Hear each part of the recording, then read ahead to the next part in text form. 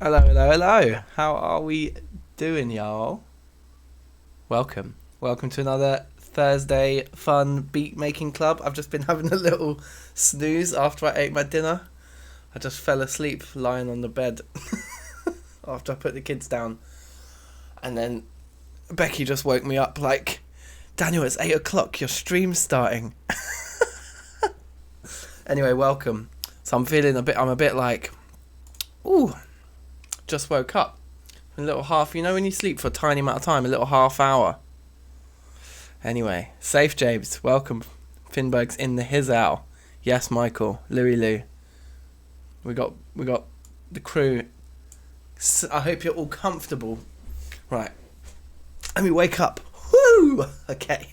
Alright, yes, Nico, big boy snooze. Welcome. I've poured myself a little bit of white port and tonic. That should wake me up, spice things up a bit.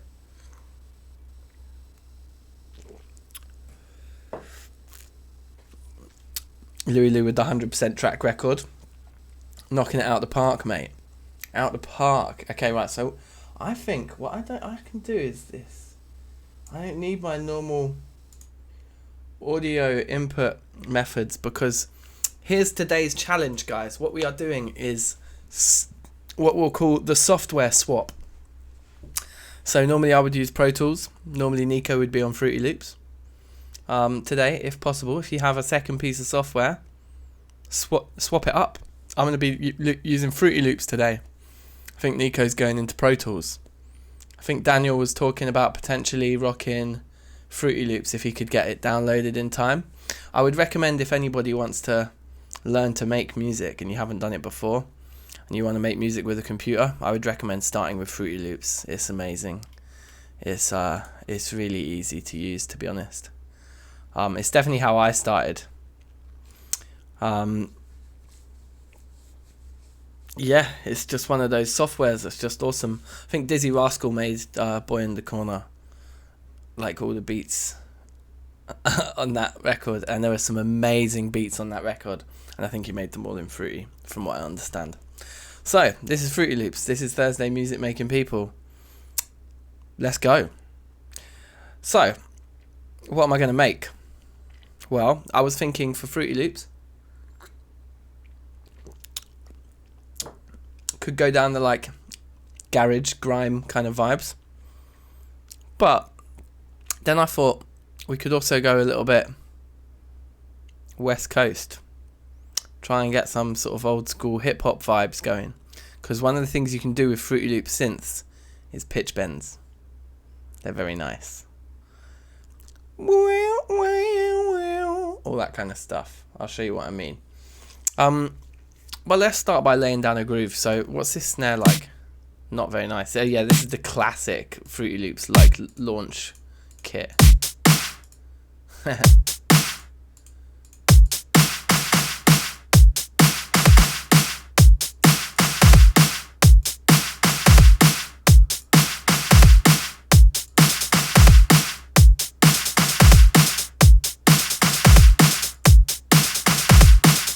So you literally just left click to put a note in and you right click to delete it. Couldn't be simpler. Is it a bit loud like? Let's bring the beat down just a little bit in the next set. Okay, Finberg, you stick with Fruity Man, it's fine. If you can software swap, software swap. If you can't, then allow it. Yeah, shall I go West Coast, yeah? Classic Fruity Loop sounds, I know. Anyway, so that was just a little demo, but we're not going to use these sounds. This is not very West Coast. But I'm feeling the West Coast vibe, so I think that's where we'll go. So let's get a nice drum kit that sounds reasonably real. I think I like this one. Yes, Biker Danny, welcome. Was this your first Thursday music making, people? I think it might be. Welcome to the ting. Hardcore metal in Fruity Loops, that would be a challenge, alright? That could be its own separate week. I mean, I quite like that kick.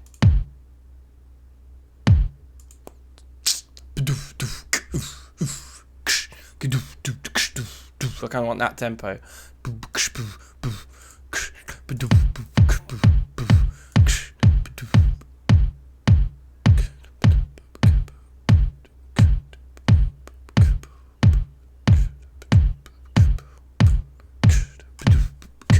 Is that a bit fast?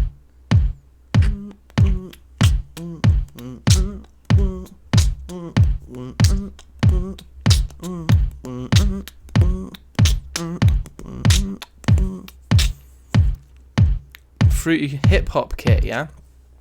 Okay, let's have a look at that one then. Kits.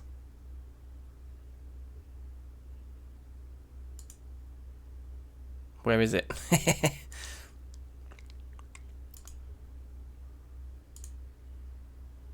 Groove bias. Rock. Thrower.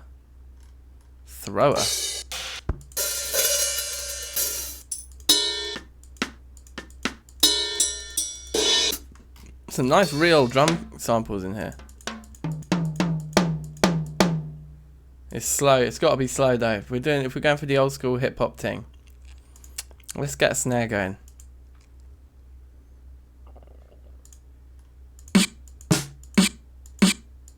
That's pretty jokes. Beatbox snare. You know what I'm gonna do? I'm gonna whack on some headphones so that you guys get a better sound. So you're not getting whatever it is that's coming out of my speakers into the mic. Ooh, baby. Where's my little thingy? I meant the adapter, by the way, people, before you get any other thoughts in your dirty little heads. Okay, alright. Yeah. Okay, I like that kick. It's alright. It's fine. Let's get a nice snare now. I might actually use that a little bit. That one's interesting.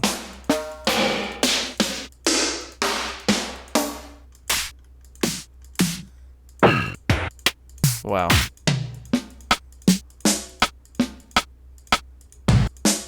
I think I'm going to take that rim shot.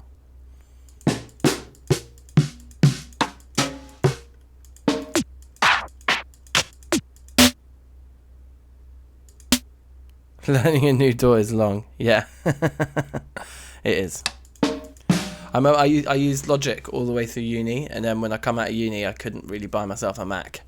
I'd been using the uni's Macs, and I was like, firstly I didn't really want to buy a Mac. I probably could have, but I just wouldn't have been as powerful. I wanted to buy a PC for gaming, and I wanted to get more bang for my buck, so I went PC, and that meant I couldn't use Logic anymore, so I had to switch to Pro Tools, and fam, it took like at least a year and a half to get back to being as good at production as I was just for learning a new software.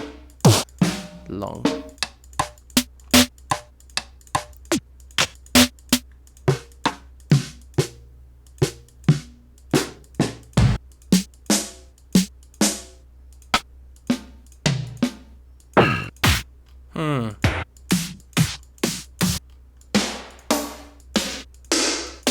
Maybe these are quite old school. Like that one. Should we try that one with the click and see what they sound like together?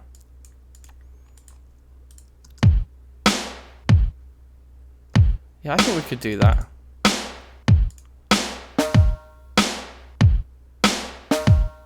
Okay, so with this sample here, the gang, it's quite a nice little sound, but it's got a long tail on it. You can hear it going like dong. It's got like a note on it, and I'm like, it needs to go. So I think it's this here, isn't it? Is it the trim?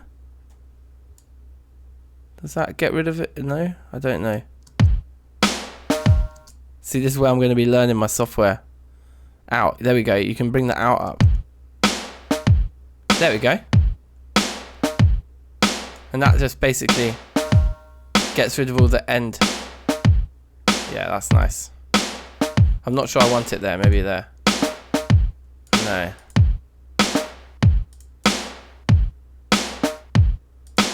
The other thing I'm going to do is I'm going to double up our tempo right now so we get more subdivisions.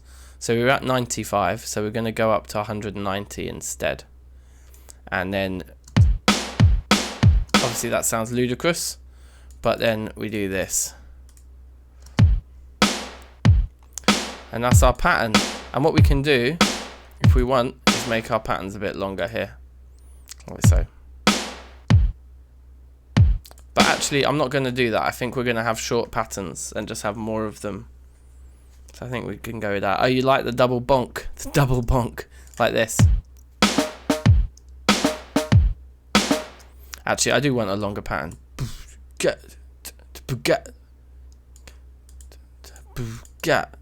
Dunk, dunk.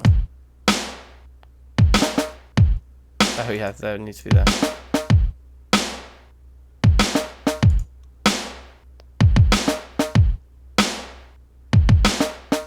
No, we're going to bring this snare over to the side a bit, just pan it a little bit and bring it down in the mix. Yes, Tom, safe. Welcome to the ting, my friend. Oh yeah, you were going to do some guitar for me. Do you want me to WhatsApp you the beats, mate? Are you set up? Do you want to do some guitar today? Or you want to save it for another day? If you're on the guitar ting, let me know. That's a bop. Yes, Danny. So now we need some hi-hats in here. Yeah, we're on Fruity Loops today, Tom. The challenge is software swap. Nico's got to use Pro Tools and I've got to use Fruity. Dan, are you using Fruity as well? What are you saying? Not set up, but you could try. Well, if you get set up, let me know and I can send you the tracks in an instant, my friend. That'd be big. Okay, so we need some hi-hats and maybe a ride cymbal or something like that.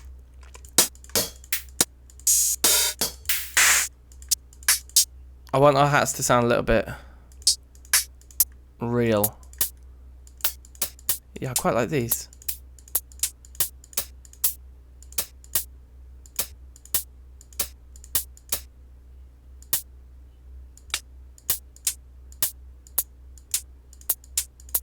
I like those two together. So once you run out of tracks, you just drag them into the space underneath. It creates new ones, no problems. We'll go over 4 steps on that one.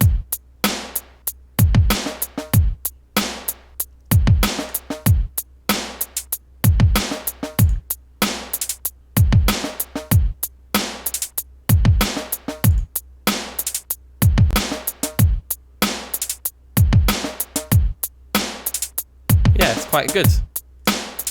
Make them a bit quieter.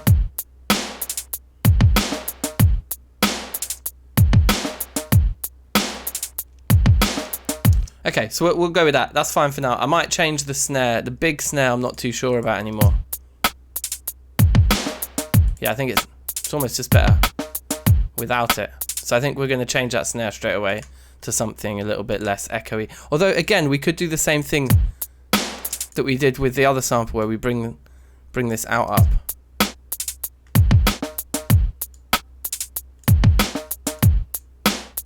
Yeah.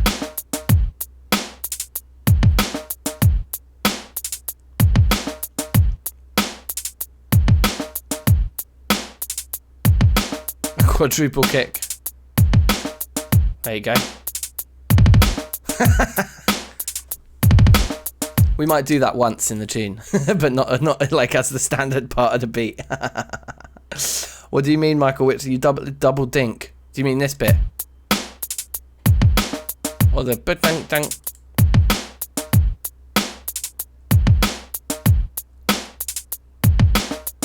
What about if it was there?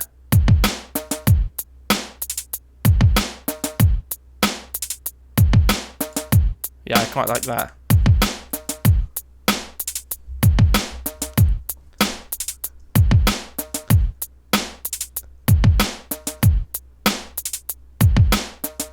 Okay, I think that's alright.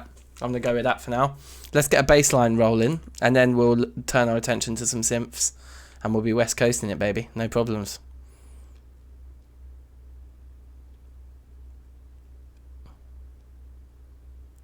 Virtual box to use the program on Mac. Oh, I see. Yeah, like emulate macOS. I mean, I guess you could do that, but like if you're doing like audio processing, like if I was using an emulated or like a, maybe it's not even an emulation, is it? It's just you're actually launching the operating system inside Windows.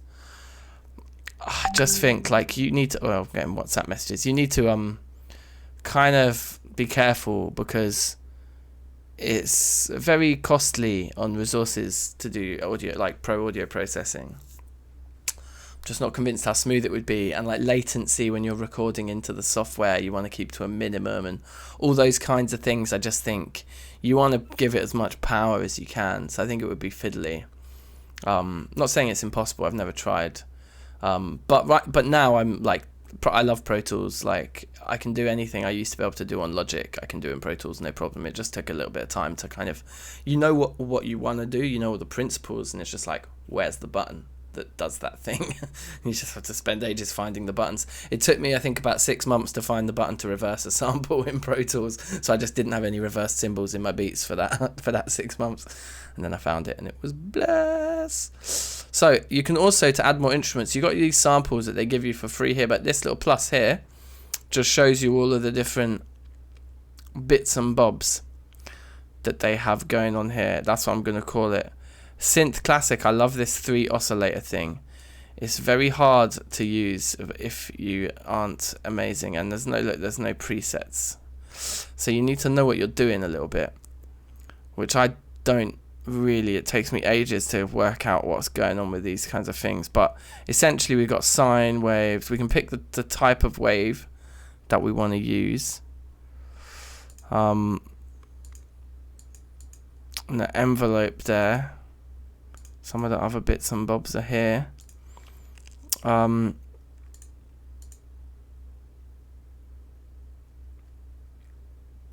yeah, I don't know. Let's see if we can do something here. But anyway, pattern 1.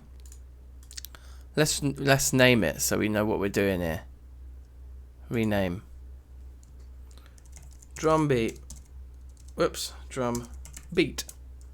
So that's pattern 1. Pattern 2. Let's call pattern 2 bassline. Bassline. It's a bassline. And then so we come over here so that drum beat pattern 1 is there, and we can paint it into our arrange window here. So we've got 4 loops of our drum beat there, and then we're going to want 4 loops of our bass line. Okay, well, so the bass line is going to probably want to be, I mean, maybe the bass line. We'll just put one of them there for now. We're going to press up here so that we're not playing our loops anymore. We're playing our whole arrangement. So when we press play now, it's going to play over here, the combination of the drum beat and the bass line together. And then we come in here and we get a piano roll out for this part. So we're not just going to be putting notes in. So we're not just going to be putting a rhythm in. We're going to be putting in notes, right? Yeah, man, that's what I'm thinking. Just simple synths with this Finberg.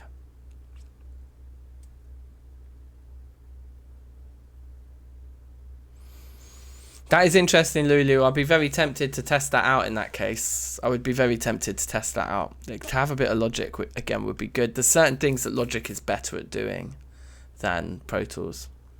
For example, Logic has a vocoder built into it, whereas that's with Pro Tools, I'd need to buy one, which I haven't yet. But anyway, let's listen to that. So we make them all squares. It's pretty sick already, right? And then if we make it really low, whoops, hold on.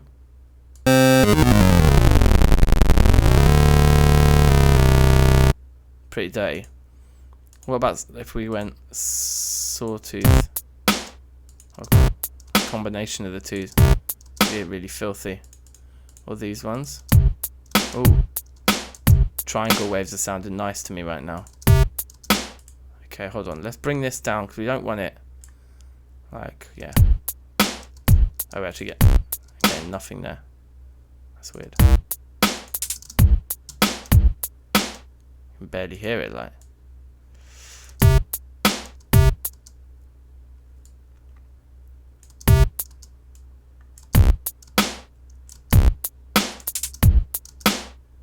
Okay, let's keep square there. Let's try. Let's just write a bass line first, and then we'll fiddle with the sound once it's looping and we're listening. So, actually, I think I want sine waves. You know, I want something that's sounding a bit smoother.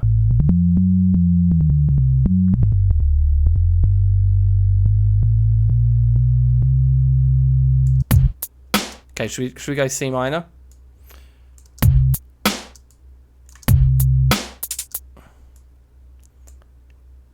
I might actually not have any bass on the first beat. Let's do a big descending arpeggio here. Yes, defenders, welcome. What I'm thinking is, here's what we'll do. Our bass line will start with the snare note. That's an interesting thing to happen first. And we're going to do a descending arpeggio of a C minor chord. So we'll start quite high. And we'll come down to a G, and then we'll come down to the E flat, the third, and then down to the C, right? Okay, so those notes are, it's too quick, it's not how I was imagining it. So we're gonna extend all these out. See how that's feeling. That's a classic Dr. Dre trick. Like, arpeggios in bass lines is such a Dre maneuver, and you can tell already, right? It's just like sounds like those kinds of beats.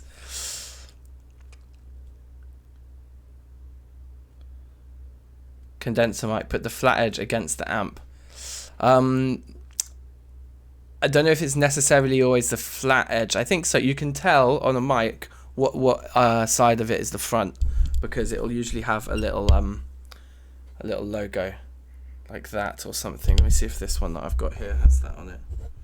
Basically, what you want to do is find out the direction of that the sound field points at. But the easiest way to do it, mate, will be test it, because especially when you're miking up an amp, sometimes like a 45-degree angle gets a much sweeter sound.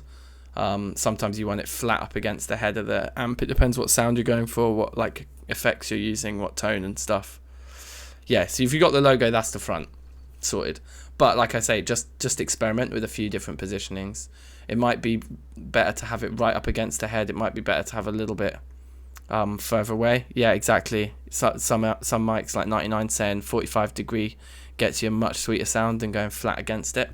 So have a little fiddle, my friend. Have a fiddle. Now, here we go. It's perfect. It's a perfect start. So, and we've got that double. Hold on, let me listen to how this interacts with our beat a bit more.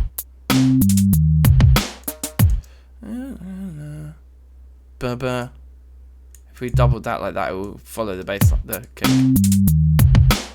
Yeah, we can't actually really hear that. Can we hear it? I just want to hear the bass line on its own now without the drums, so I'm going to switch back to loop mode. Yeah, you can. Okay, so yeah, we'll keep that double in there. That's nice.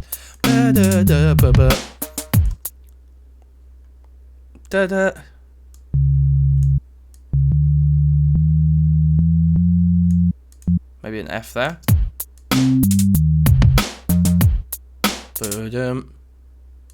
Yeah.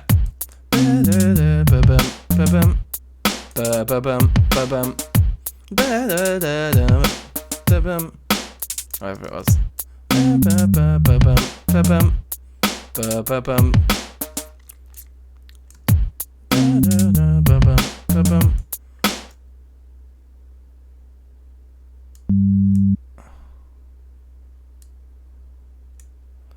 I'm maybe going to experiment with a little G minor feel here.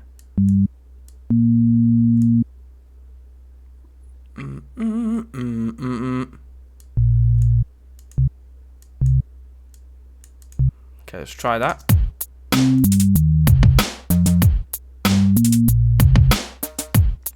Yeah, perfect. So the vibes here are going to be a classic 3-chord trick, basically. Yeah, nice one, Tom. Do the thing.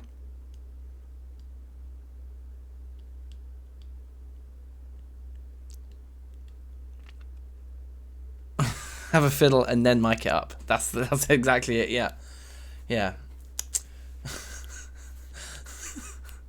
It's the gift that keeps on giving, that gag.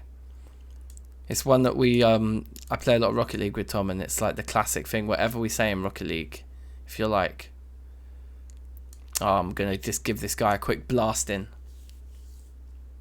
I'm gonna spank the ball, and then play Rocket League.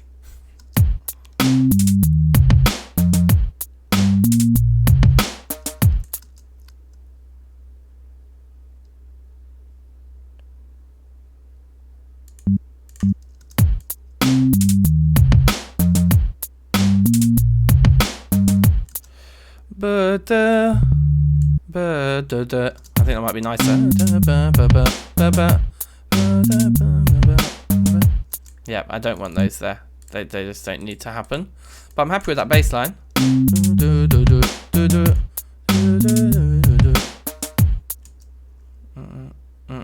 Could even put those there, maybe.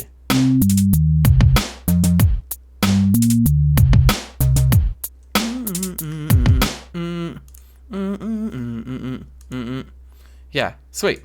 Bassline done, and we'll come back to it. We'll fiddle with it more, but for now, nice. Let's use Sytrus for our next situation. Sytrus, I think, is an FM synthesizer, so this is a bit of a challenge. Yeah, give it a bit of a tickle, and then fix up your microphone. Tickle the button, and then click like. Okay, so Sytrus is an FM synthesizer, I think, and what FM stands for is frequency modulation, and it's basically an absolute game changer for synths. When this was invented, I don't know when it was invented, 70s I'm gonna say, maybe late 60s, they were messing with it. Basically what you do is you have your synth, right, which will have a wave that is making that note, whether it's a sine wave or a sawtooth wave, like we just saw, different shaped waves, but that's the pattern with which the amplitude of the vibration is oscillating.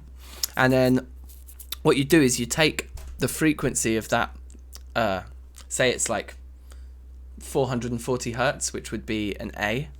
That's like how we standardize our tuning, like an A, middle A or whatever, is 440 vibrations a second. But what you can do is you can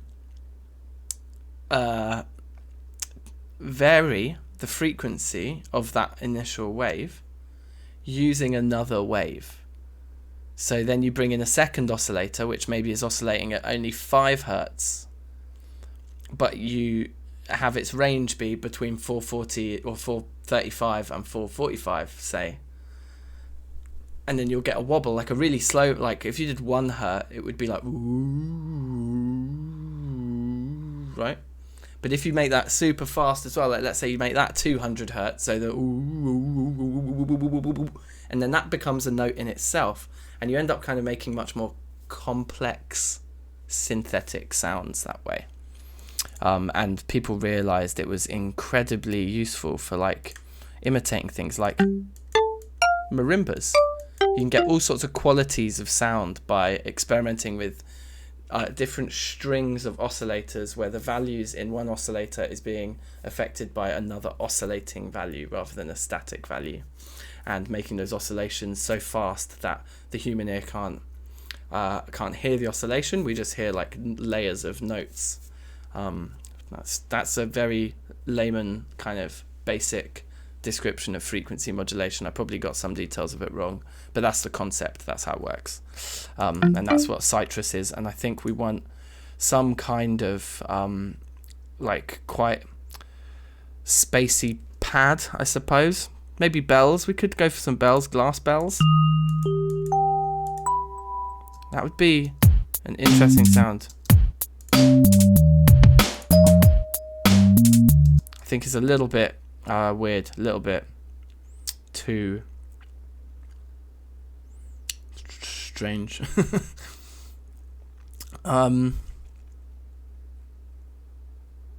mean, we could go pizzicato strings.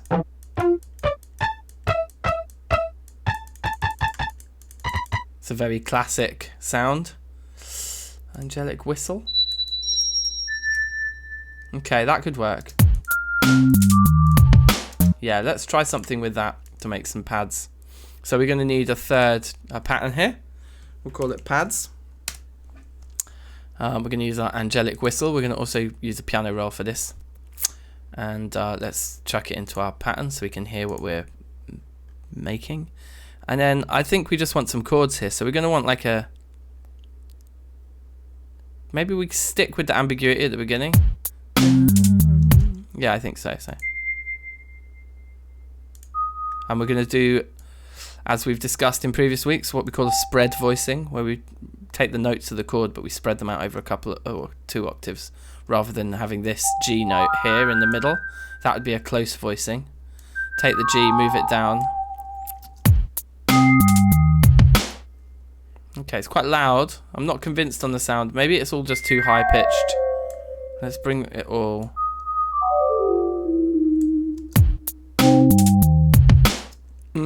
I think we might want to change the sound because I like the idea of this chord, but wow, that was not what I was expecting to hear. There's like a bit of a paralysis of choice here. Dr. Mix, I'm gonna have to check that out. I do like to geek out on things like this. Andrew Huang has a very good video where he explains frequency modulation too. Ballerina. Yeah, I quite like that. It's very low. So bring that.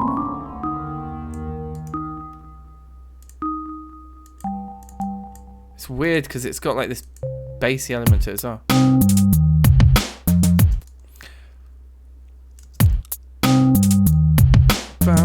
So we want like an F chord here. So that would keep the C, put the F, but then we're not really spreading our voice. So instead of having the F there, let's put our third, our minor third, and put the F up at the top, which would be there. Yeah. I'm going to change the synth again, but let's get the last chord in. And then we'd want I could just move this F chord up 2 semitones for our G minor, but I'm not going to do that. I'm going to move this one down. We're going to go with some counterpoint, some contrary motion. All right, Stefano, welcome. How are you, brother? Let's put the G there, and then that means we need a D up here. So the whole thing's going to move down a bit, but that'd be nice.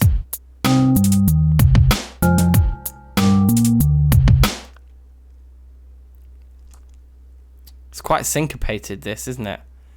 Which is nice. And then back to our original C chord, I suppose. And do we want to do 2 of them?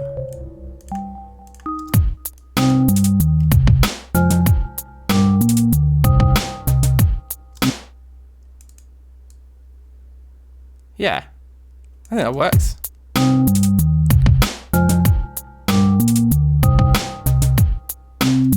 Okay, let's find a better sound. But in principle, I'm feeling it. Heaven.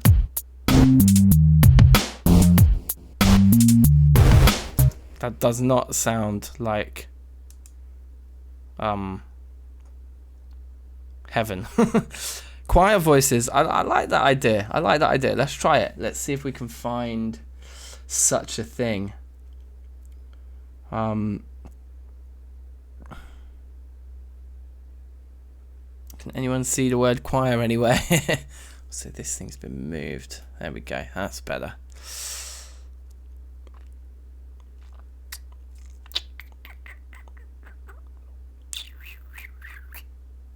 You should normally get some kind of choir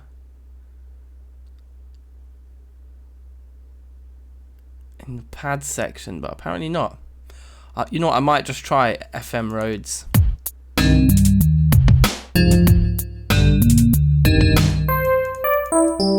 Okay, so we're just too low down right now, but I think... How do we... I want to change the density. What am I doing there? Whoops, that's not what I meant to do. Okay, there we go. Oh look, I think I shifted that note accidentally. Okay, control and mouse wheel, there we go. So what we want to do, yeah, then we can, this is the thing that's selecting. I find all this stuff much harder in Fruity than in Pro Tools. It's just all in different places. So bring it up an octave and see what that's saying.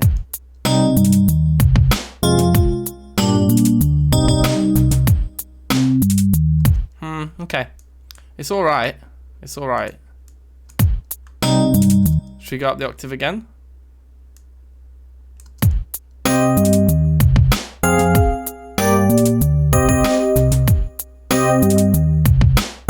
It's very loud.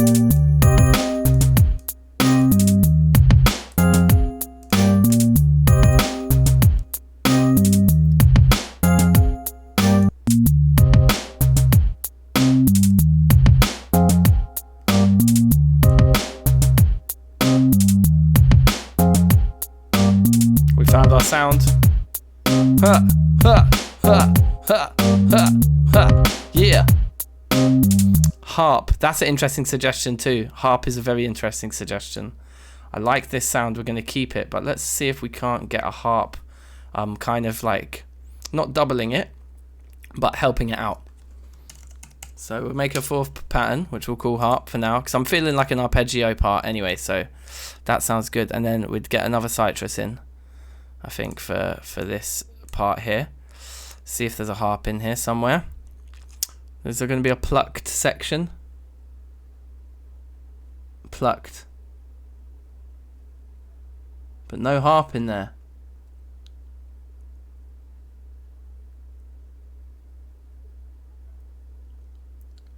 Synth string, has that got a harp? No. Oh, there's male choir here though. Interesting. Let's rename this to choir quickly. Choir, that's how you spell it, I think. And then can we come into this pads pattern, right? And we copy that there. And we come over here and we paste.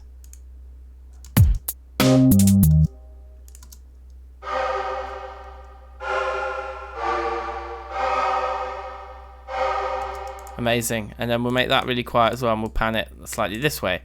So then we've got both of these going. I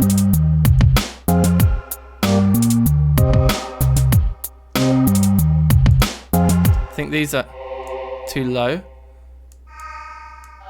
but these are getting on the verge of too high. So maybe the choir could be close voicings, closed or close, or whatever you want to call it, like that.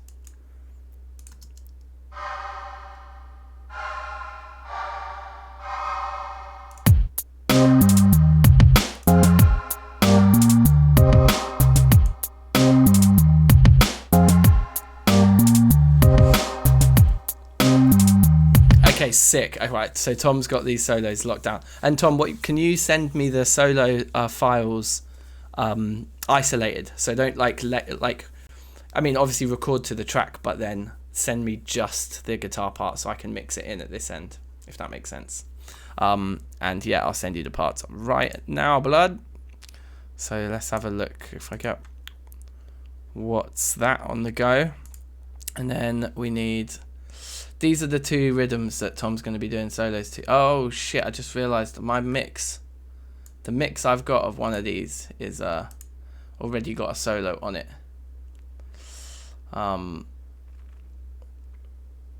So maybe I should make a quiet mix of that. What I'll do is, anyway, let's bang out the first one. The first one's going to be in, right, where is it? Audio, Pro Tools, DankNStein tunes. I think it was the third stream. I like to call it. I think this was the one I wanted the guitar solo on.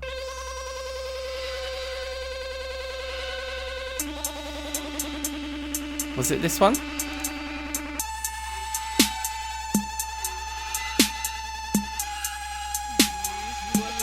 Yeah, it was.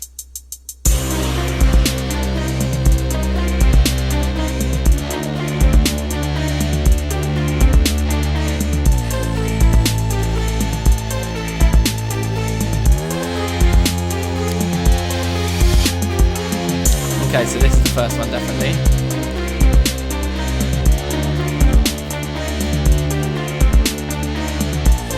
And the time we're going to get to,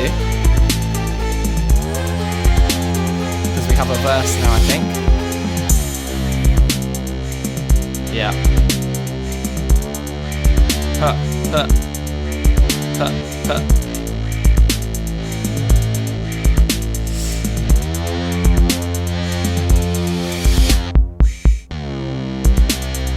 Okay, so this is the banger, yeah.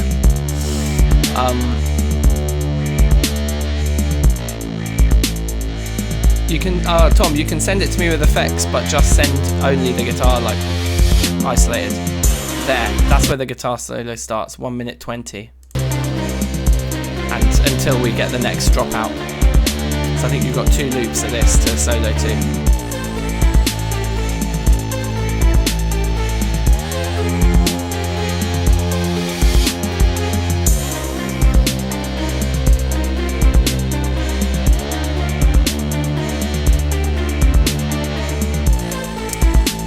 So from 1 minute 20 through to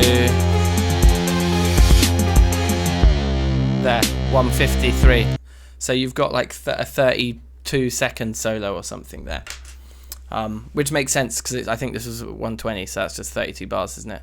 Or whatever. I don't know. I don't know if that's how the maths would work out, but it's that anyway. It's that 120 to 153 or whatever. Yeah. Okay. Sweet. Sorted. That's the thing. Get the guitar solo done to that, mate, and I'll fucking send you the other one anyway. Like, it's got a guitar solo on it from me, so where the guitar solo is from me, just ignore that, record your one instead, and then I'll remove mine later. So the fifth stream, 5 Alive, here it is. Couldn't just call them 1, 2, 3, 4, 5, had to come up with some bullshit, but this is one we did last week, and the guitar solo starts somewhere here.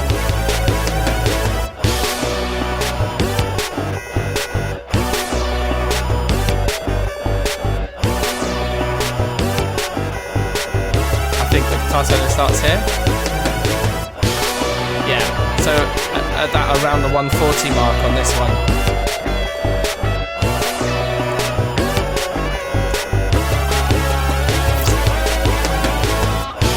It's basically 140 through to the end. Yeah, 140 to the end on this one. Or it's 139 or something. 138 to end. Cool. So you got them both. My guitar solo is mixed quite quiet on that, to be honest, and yeah, it's a bit shit, so that's why it would be good to have a proper one on there. Alright, big in the game. Tings Aguan. Right, Finberg. This is what I'm actually making right now. Here we go. Big man Tings. Let's do it.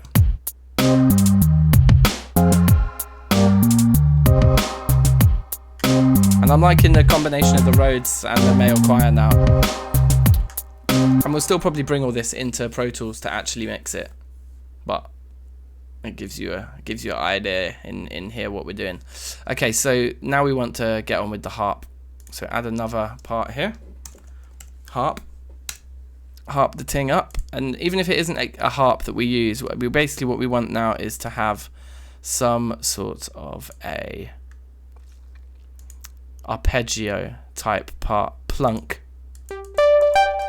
I mean, that's pretty futuristic. How's that going to sound on top?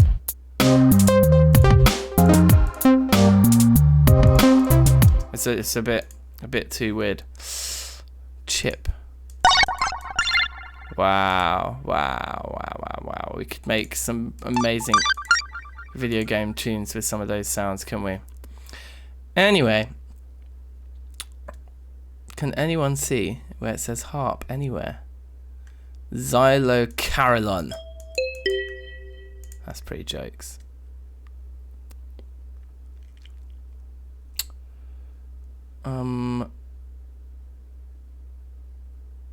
Metal guitar. Wow, that's so bad. Such an awful sound.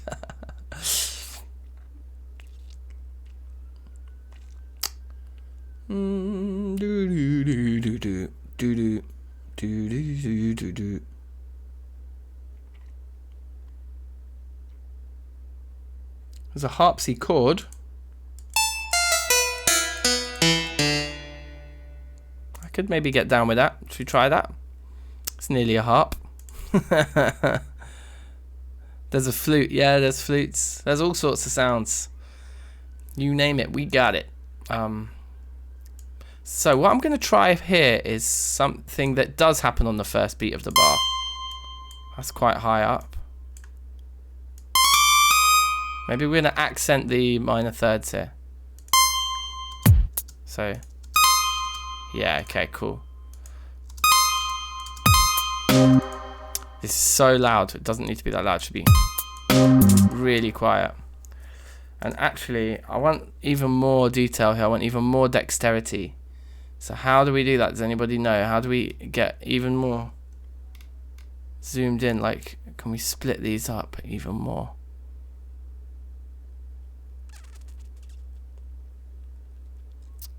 You name it, we got it, but not harp. Yeah, that's true.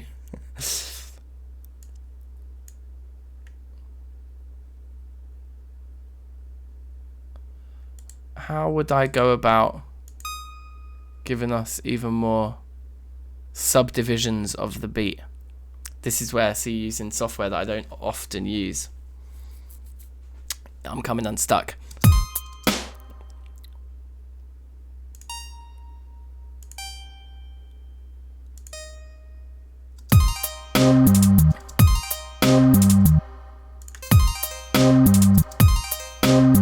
It's quite nice, isn't it? The other thing we could do is get rid of the 7th and just go right down. Yeah. I don't think we'd even do that very often. We'd just do it every now and again, and literally just that chord. Like, we're not even going to mess around with having it in any of the other chords. It's just occasional. So we like, yeah.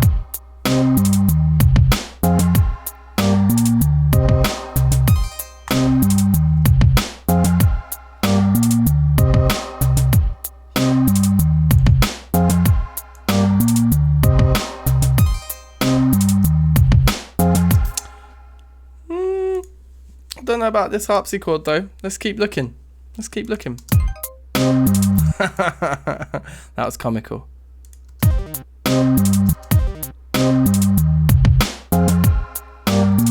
Interesting.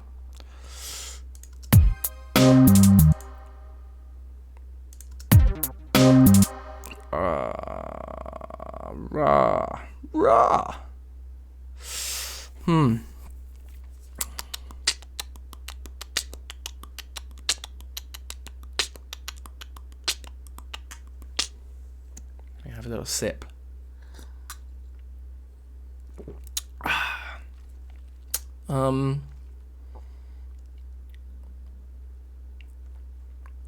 Chip. Wow, that's weird. want something that just sounds a little bit more like a real instrument. These really synthetic sounds. I don't know.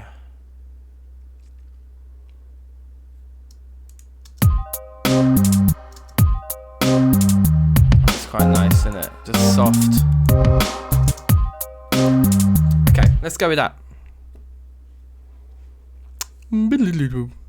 Yeah, could pitch up a bass sound. I think I'm happy with that for now.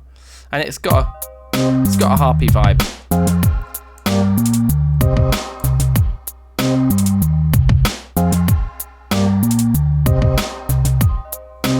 If we put swing in, it's really jokes.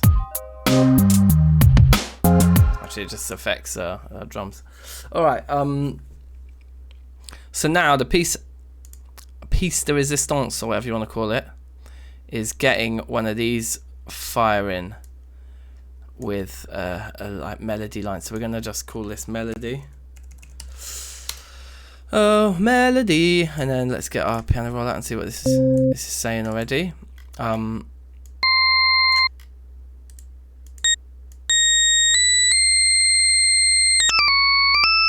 Because I think you can do the pitch slides no problem with these, right?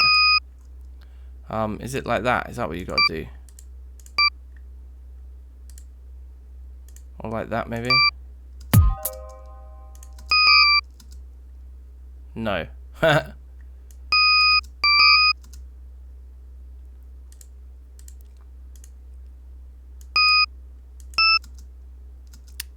Yeah, these are the ones. So then you get rid of that, put a real note in. And I think...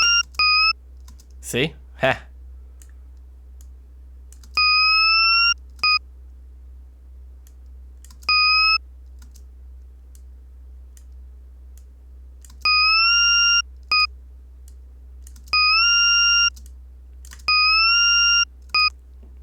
These little sound so rat-a-tat again. Maybe that's my style, bruv. Cheeky little rat-a-tat impersonator over here. Or maybe I am rat-a-tat.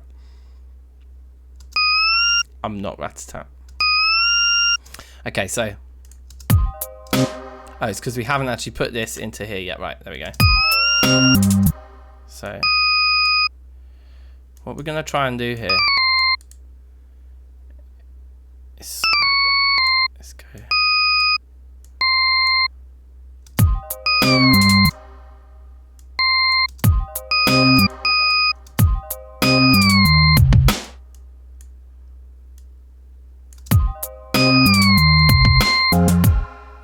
So good.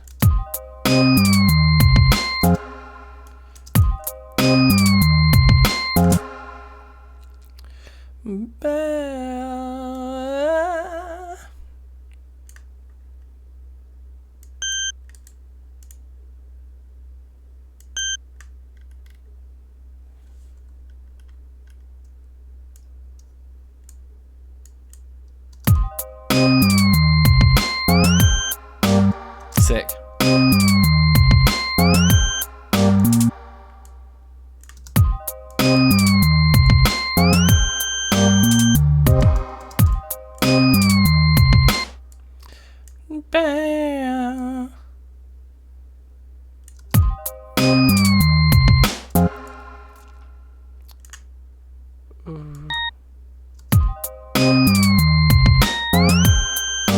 Yeah, sweet.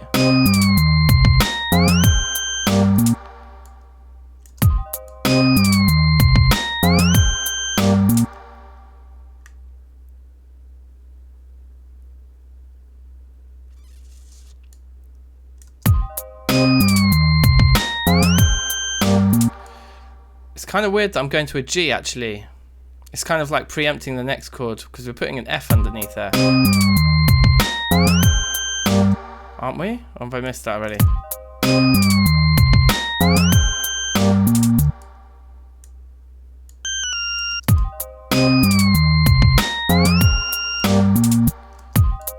I actually prefer the G though.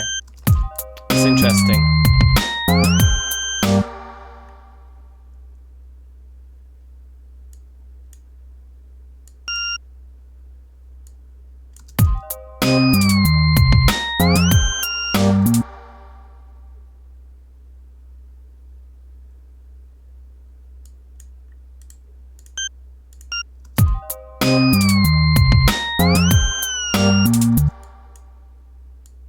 do a really quick one there.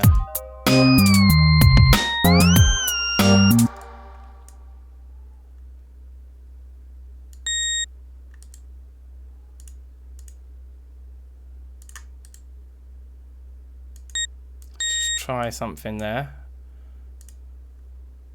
I'm interested to see how this is going to go if we went like this and then to that.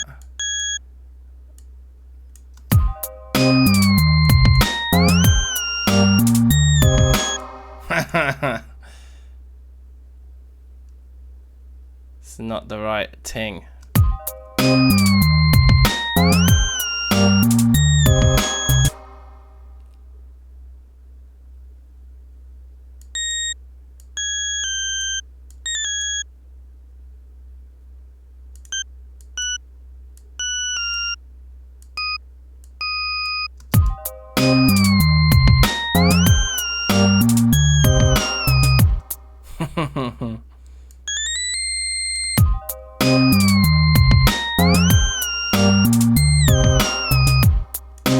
That's quite nice, isn't it?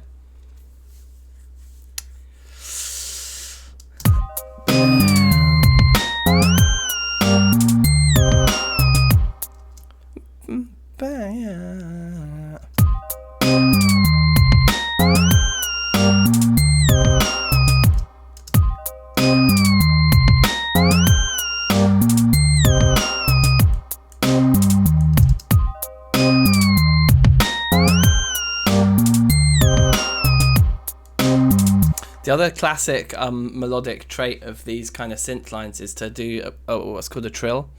We have two notes next to each other and you switch between them. From note A up one step to note B, whatever it is, and then back to A. Like Dre, all of Dre's like synth parts are like bow bow bow bow bow or whatever, you know. So we could try putting one of those in. Like there.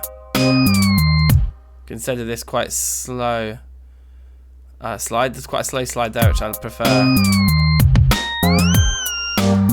So I think we go get something like this over here.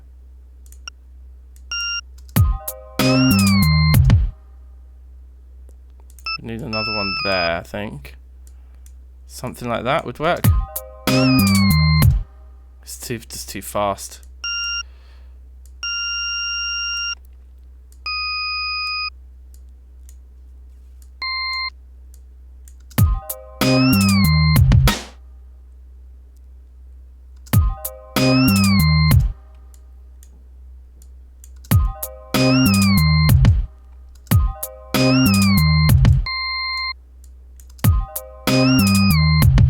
Yeah.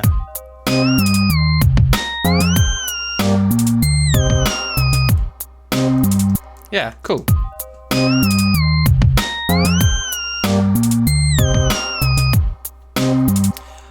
Yeah, I did do music production degree. That was what it was called, creative music technology. So it wasn't like as much about production as it was about using technology as your compositional tool, like to create.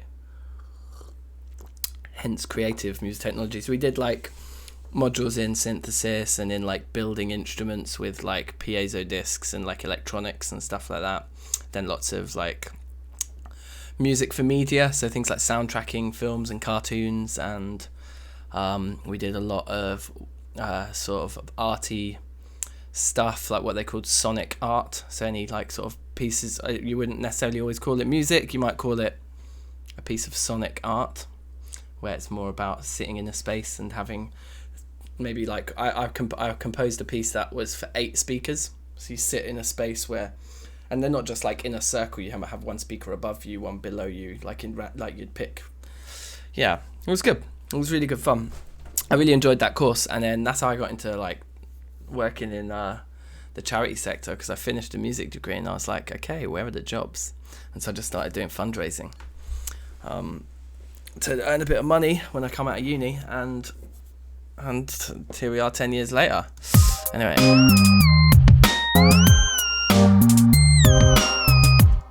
Yeah, I think it's cool. I think it would be nice if there was some reverb on this sound, and I don't really know how to add effects in Fruity Loops. But it might be in here or somewhere. Echo and delay / fat mode. Fat. I like the sound of fat mode. Can we have some fat mode, please? Fat mode.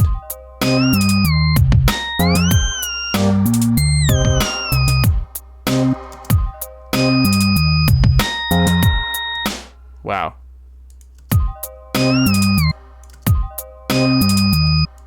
Okay, that definitely isn't happening.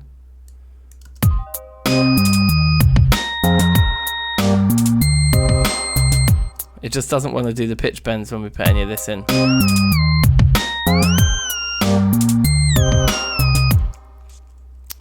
Go to the mixer and add effects there.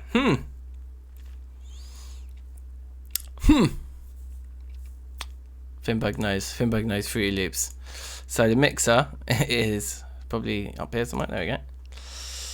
Okay, yeah, I literally never use this screen in Fruity Loops because I always just about like chuck it into Pro Tools to mix it.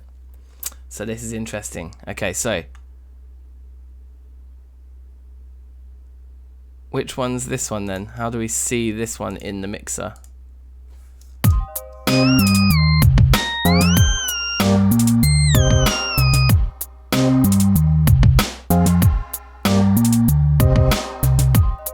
I guess the first 4 have been sent to channels, right? Because they just will have been automatically sent to channels, but maybe the rest haven't. Is that the thing here? Track 1, track 4, no track. Okay, so we want to like go track 5 with that bad boy, track 6 with that one, 7 over here, whoops, 7 if you please, cheeky bit of track 8 for you, bit of track 9, and then 10 and 11. Cool. So it's track 11. This is where we're gonna, excuse me, thank you. Let's put you in the corner, boy in the corner over there. Okay, so insert.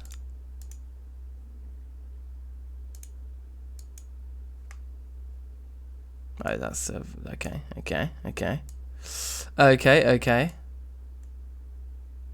Pool doesn't need to be so large. So do these all have their own slots? Is it here? I'm guessing it's here because those other ones had Fruity Limiter on and this one doesn't. Okay, yep, and we got a load of effects. This is all looking like it's gonna work. Delay reverb. Fruity reverb.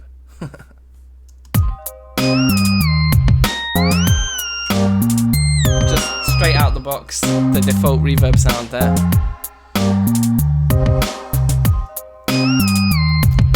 How many layers do you add to a song? That's an interesting question.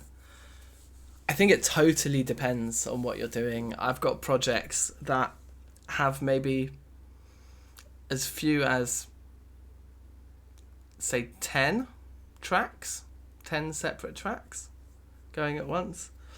Less than that is probably quite a unique situation. You know, even if I was recording a tune that maybe was just acoustic guitar and singing, even in that case, if those parts are going to be that isolated and that front and center, I would probably, well, I'd definitely double track the acoustic guitar, but you may even end up quadruple tracking it if it's like the only thing in the mix.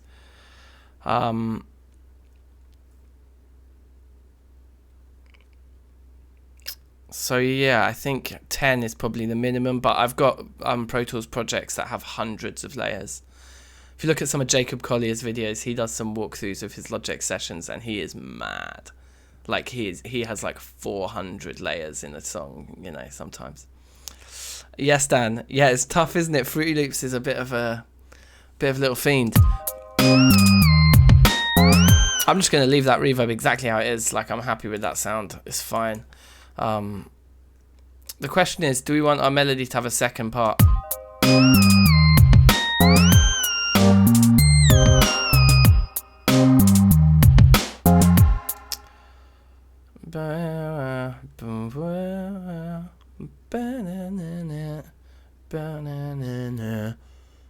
Yeah, we could continue it on. Let's continue it on. So what would we do? We'd just come in here and just keep going. So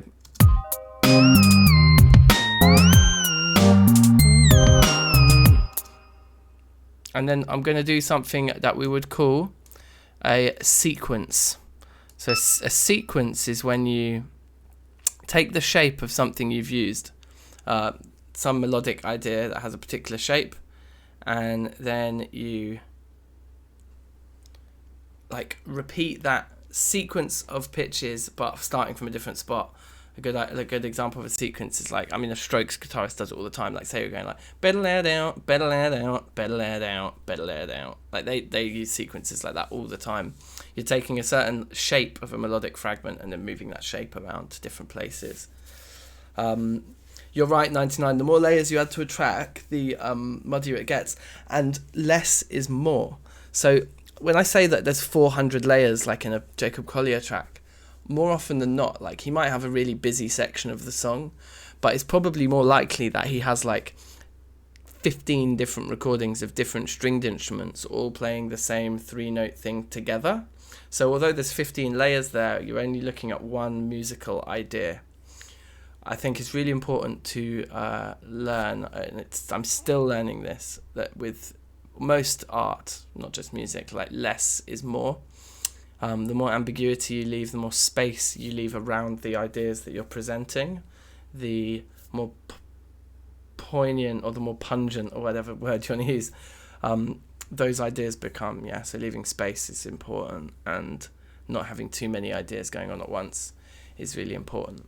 But then when it comes to mixing something or arranging something, you may want to have several different layers all teaming up together to give you that one texture for that one idea.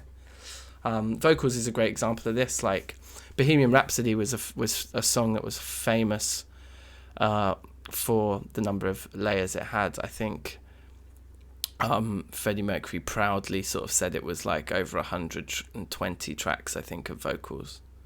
And it's a busy song, isn't it? But like, if you think about Magnifico, that bit there, it's probably like 40 layers of vocals just doing that. But all it is one musical idea. That then requires all of these layers. But actually, to the listener, you're not thinking, oh my God, I'm hearing 50 things at once. You're like, I'm hearing Magnifico. Anyway, I'm rambling. So what we're going to try and do here is a sequence where we imitate this. So we've started there, we've gone down a fifth. So now we're going to start here, and we're going to try and drop down, if not a fifth, then a similar kind of distance. But yeah, I think a fifth might work.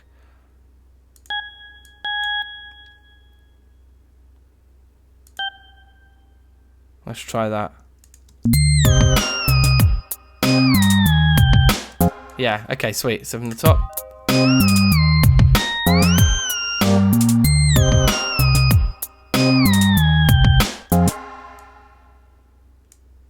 Now I want to copy this middle section because this bit is really, really nice. If I do say so myself, I'm going to chuck that in wherever it belongs, which is it there? I'm confusing myself now.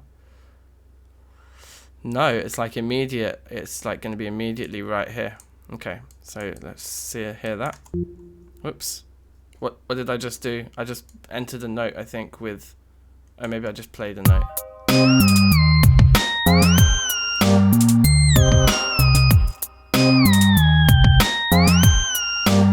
Yeah, amazing. Dank on the mic. Yes, 99, you're right, it is all about the frequencies. Like, if you're going to have loads of things going on at once, you want to box them off into different sections of the kind of audible range of frequencies so that they all have enough separation. And I think we can just copy this last bit as well. I don't think we need to vary that. I think we've found our variety here in this. So we chuck that in there, and I think that is our melody. Let's have a listen to our beat. All done.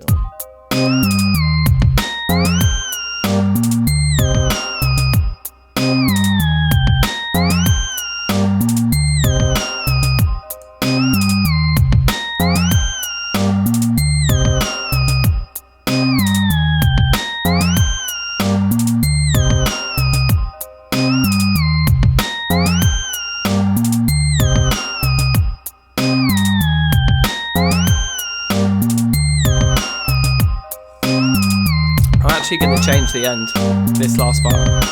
It needs more of a stronger resolution.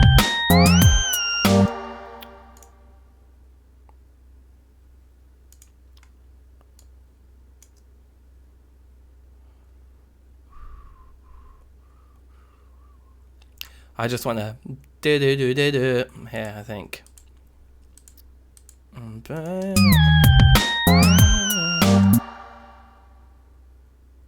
What did I just sing? I don't know. Yes, Tom. Well, we're going for West Coast vibes, so yeah, GTA San Andreas loading menus, fine by me. Fine by me, baby.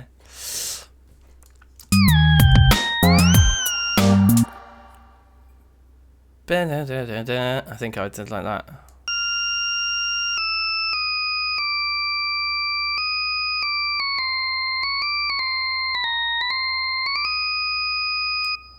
Okay, yeah, perfect.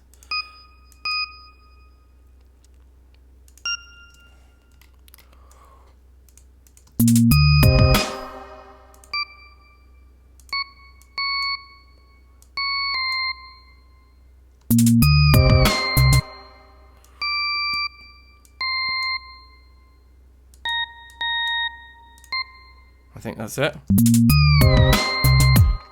Okay, so let's make these all smaller. Put them on the, I think like that will be fine. Perfect, perfect, perfect, perfect. From the top.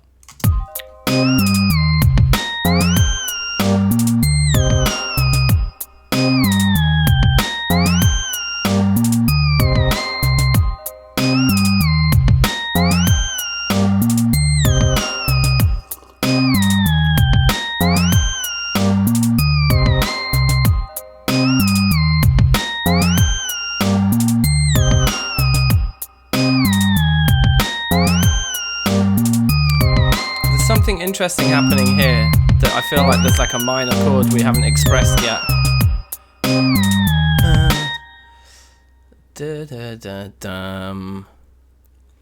Yes, the solos are in. Nice one, Tom. I'm going to grab those in just a minute then. We're going to keep working on this until I've just finished tweaking this melody. Then we'll take a break from this beat. We'll implement those guitar solos and then we'll come back to Fruity. Tings. And thanks for doing that, man. That's awesome.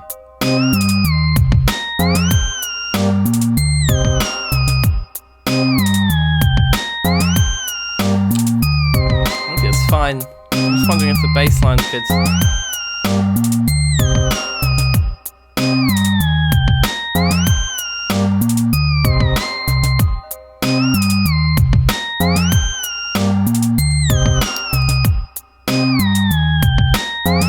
actually going to simplify that part there.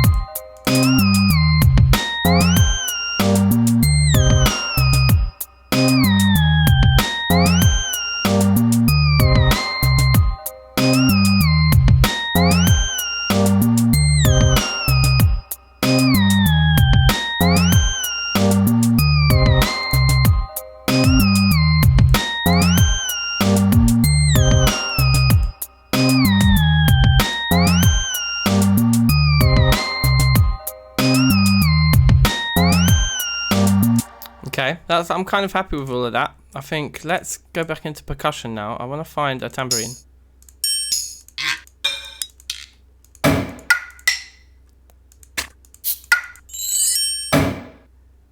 Oh, that's quite a cool sound. So let's get a tambourine going and just make it its own pattern here. So we get up to melody, chuck in a tam. And I'm just going to go off beats, just a simple.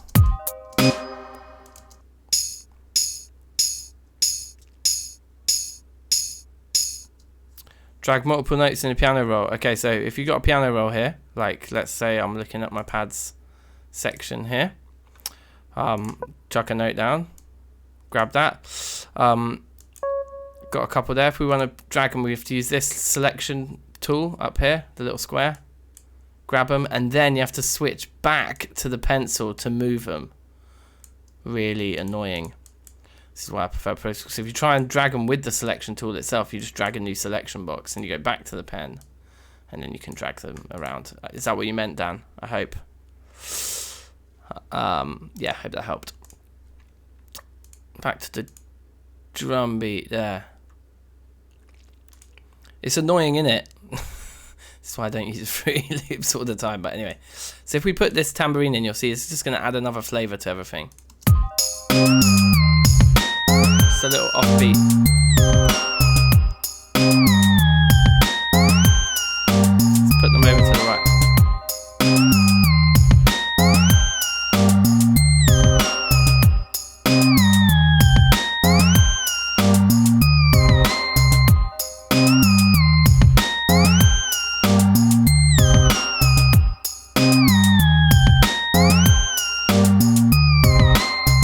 So that's cool. The other thing I'm going to do is I'm going to separate out of our drum track this part here.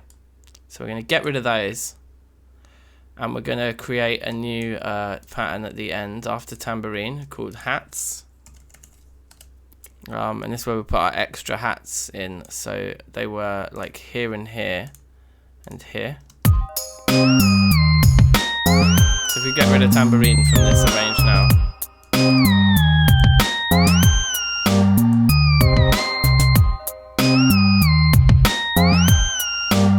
Simple, and then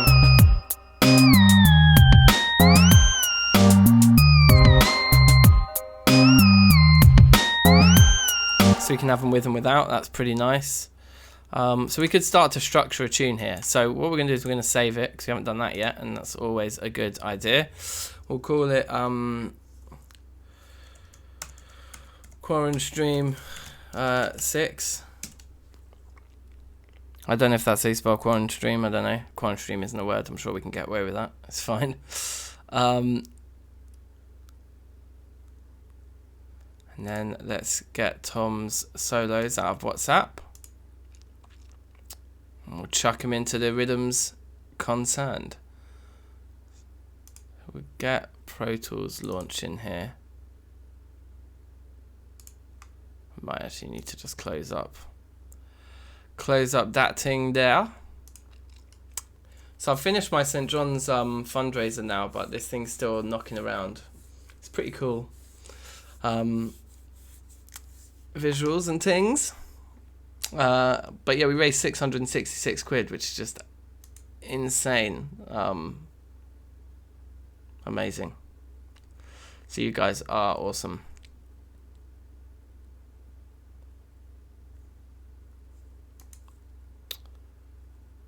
Bit of classic Tom madness here I've been sent in my WhatsApp. That's what I like to see.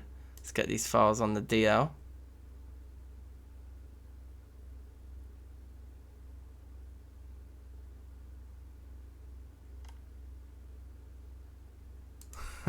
Jokes. He says he was told to turn the amp down, so he had 15 minutes to record the solos. To be honest, bruv, I doubt you need much more time than that.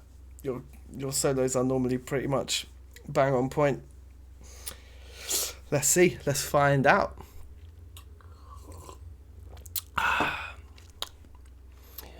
Boo doo doo doo doo doo doo doo. Pro Tools is such a longage. Look at this thing. It just takes so long to load up. It's crazy. It's crazy. Oh, I'm tired. I'll put the vape on to charge. You know what I'm feeling after this stream, guys? Normally we play Project Zomboid on a Thursday after music club, But I think I might hit some Sea of Thieves after this. About 10 o'clock, 10:30. Safe, James. Do you want to hear the... Oh, look, I was just about to put guitar solos into these beats. But let me just quickly play you what we got so far, James, because I know you want to hear. Whoops. What did I just do? Oh, there we go. Quarantine Stream 6. Okay, here's the rhythm.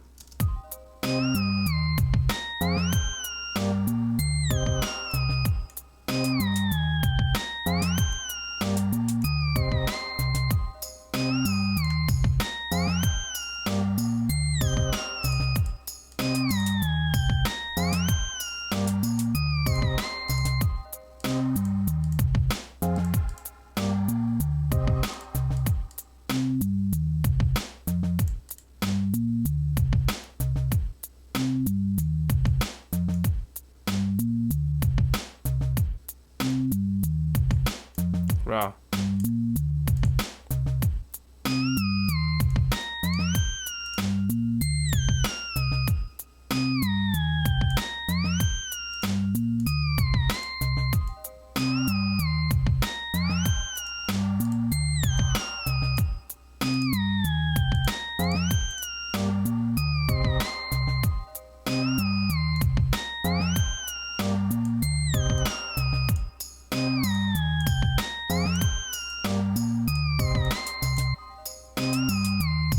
Ha ha ha ha ha. That's how we do. Yeah, I might get some bars out, you know. So Rat-a-tat, yeah, you like it. Alright, I'll take the Rat-a-tat comparison any day of the week, man. That's awesome. Let's not save any of those changes. Okay, so Five Alive, that's one of the ones that's got a solo that needs whacking on. Let's show these files in Finder Windows. Boom! Shake, shake, shake the room.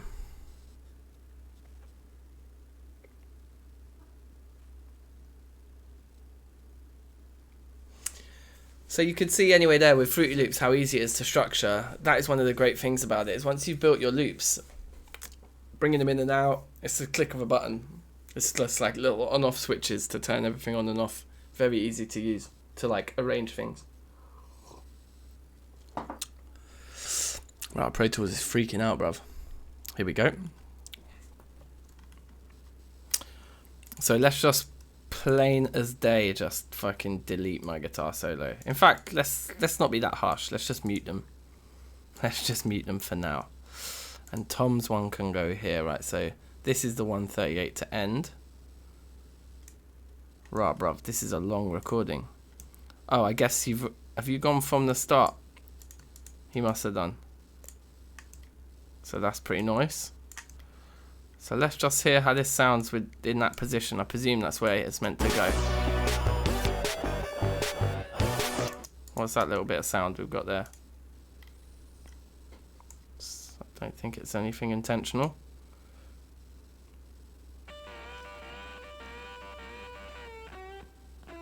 I've just realised this is a stereo recording, so we shouldn't probably be dragging it onto two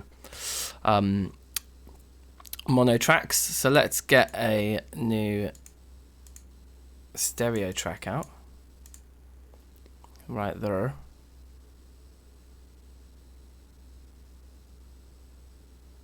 Mute it, mine is medium. Okay, alright. Spoken with confidence. There we go. I presume that you lined it up with a bar line, so it's literally just like that. But if I'm placing this in the wrong place, then tell me.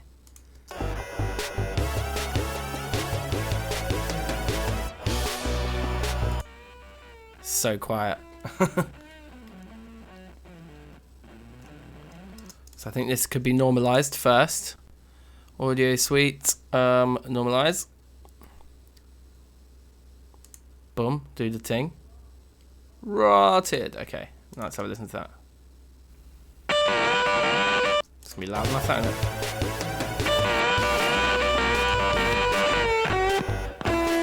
it? Right, so it sounds like it's. This So it needs to be a bit later. Did you want that first note to come in with the crash and everything? Like, should it be like there?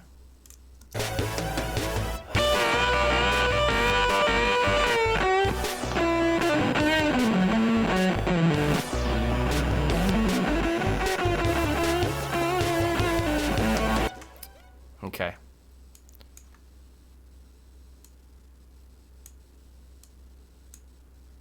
Let's try that.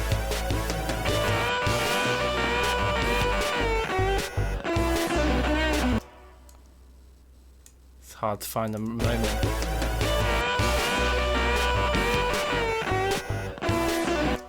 Okay, yeah, so that was probably this one here is where I could line it up. Like to there maybe. Let's try that.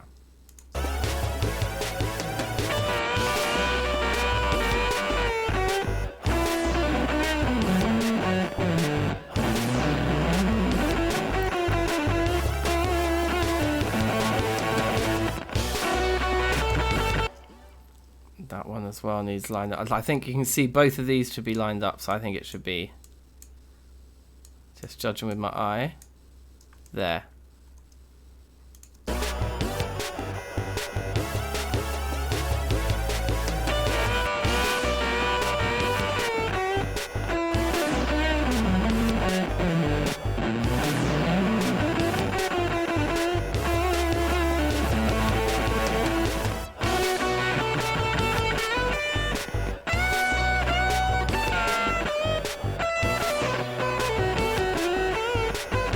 Sick.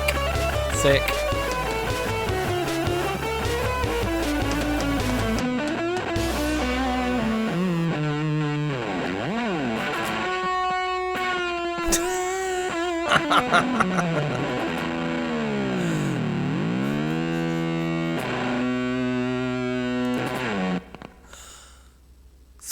It's an extended outro there you've added. I like it. Let's listen to that once more.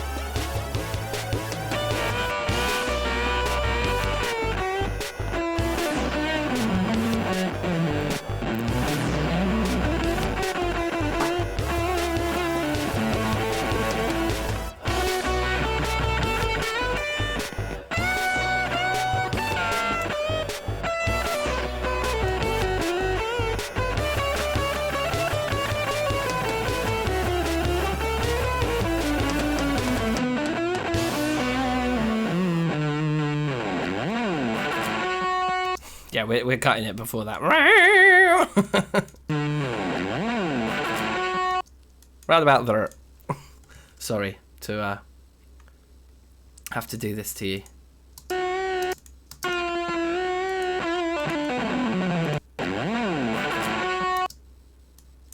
From around there.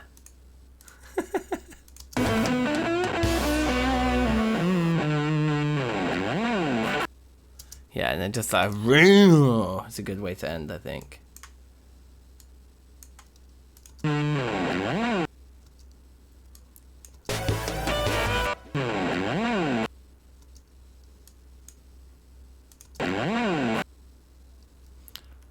That'll do for now. I'll put a little fade on it later.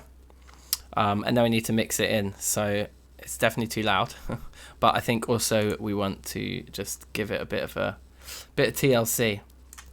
So we can cut all of this noise off the start there. In fact, we can probably just cut from there. Need to get rid of my what's that noise in the background there. And then what I'm going to do is I'm going to duplicate this track, bang it out. So now we've got it twice, and we're going to put reverb on the second one, just on its own, just reverb. We'll steal it from the guitar take I had there, and we'll do this. So.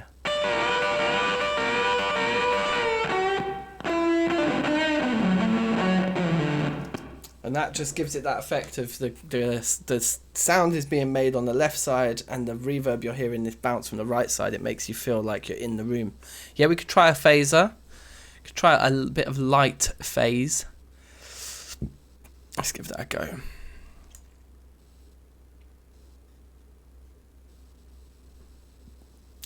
Like a slow, something quite slow, or yeah, hard, long.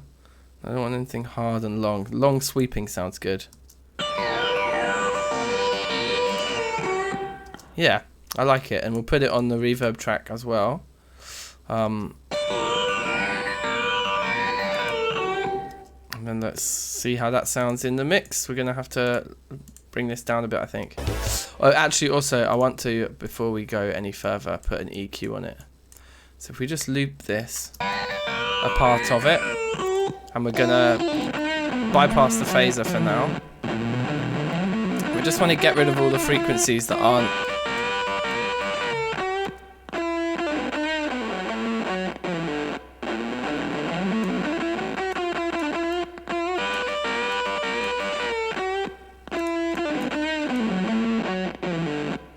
We're going to keep the top end in. I think that's fine. That's just going to help cut out any noise that's down there that isn't actually adding to our experience of the guitar part there. Just going to tidy it up. I like a little bit of hard and long, yeah. Nico, safe. No, I'm not. I'm just I'm taking a break from the fruity beat to add in some guitar solos that Tom's recorded for some of the other tunes I've done in previous weeks. I always like a bit of hard and long. Okay, so if you've got a little exclusive in WhatsApp, Nico, I'm definitely going to find that and play it out in just a second. Let's just get this going.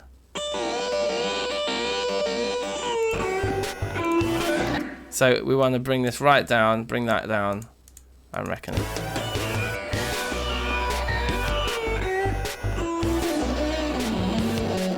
Okay, I actually want to do the opposite.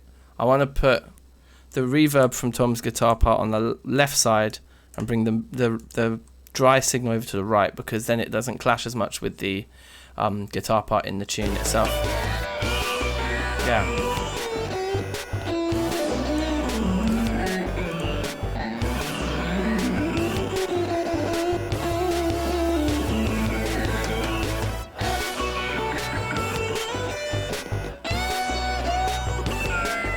It's sick.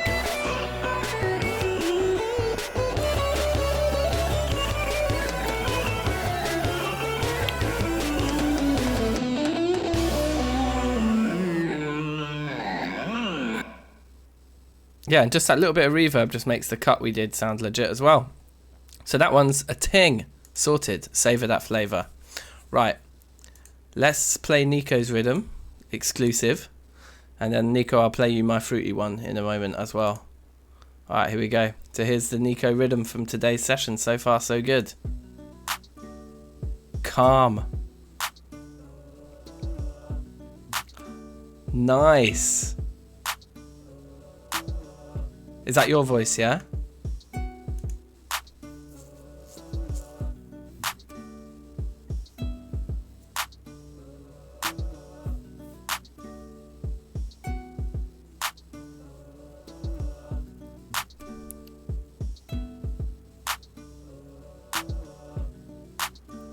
Bad man can't get caught pond a fishing line. That's a quote to live your life by, bruv. Nico, I love it. That's a really nice loop. Is it a combination of a synth and a guitar? Did you record guitar, or is that just... It sounds like you've got a synth and a guitar going together. I really like it. Really nice, man. Really nice. There's no synth. Oh, it's literally just guitar. Is it? Wait, let me listen to that again then. Is it nylon string and steel string layered up on top of each other then? Couldn't work out how to get synths in Pro Tools. That's too funny. It's a Spanish guitar, fair enough. That sounds sick, Nico. I'm feeling it. I'm massively feeling it. Good work. Yeah, that's big in the game. So, did vocals and guitar and drums. Yeah, nice. Alright, well look, here's my fruity rhythm from today.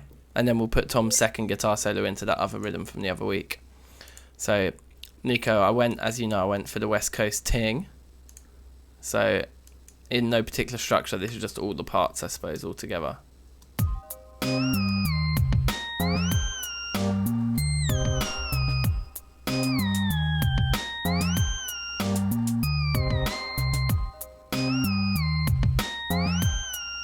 So I've also just got a loop basically, but I do have this little offbeat tambourine to add.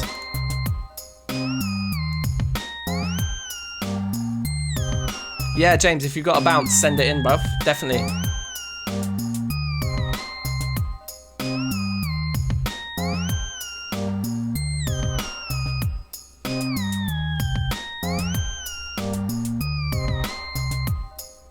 So let's break it down now.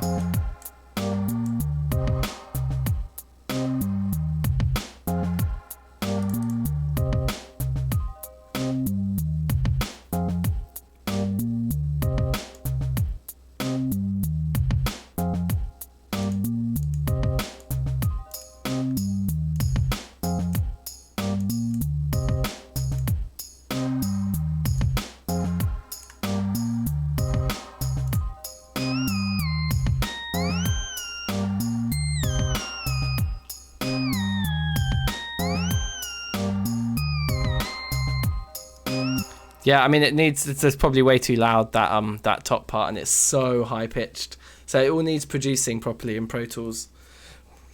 But yeah, those are the bits. Those are the bits that we're working with. It's coming out all right. I'm happy with it. I'm excited about it. The bass is nice. Go an octave lower. Ooh, interesting. I think these headphones make pure tones sound a bit funny. So I would be interested to hear it out of my monitors. Anyway, because I think things like that, when you're using pure tones, I think sometimes these headphones confuse things. You end up hearing like one of the harmonic frequencies rather than like the fundamental and stuff like that. I think it starts to happen. Happens to me anyway. What time are we finishing? Classic 10 o'clock ting, bruv. So if you want, you can send me a little preview now, or crack on until 10 and send it then. We'll probably end up going till 10:30, but you know how it is. Something around those times. So, we won the third stream. Yeah, save that one. Sounds good in your car. Oh, it's sick. Okay, amazing. Oh yeah, I was going to plug in my vape and I didn't. Let me do that now.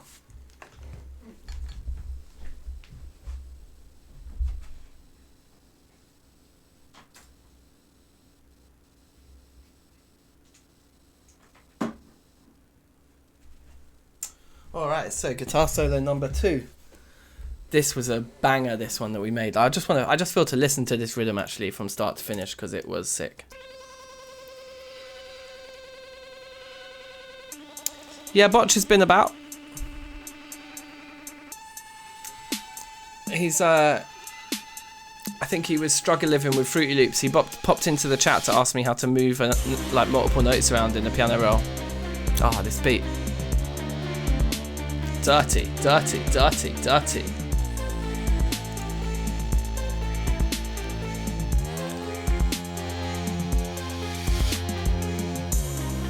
Right. New stereo audio. Tom solo is going to go here.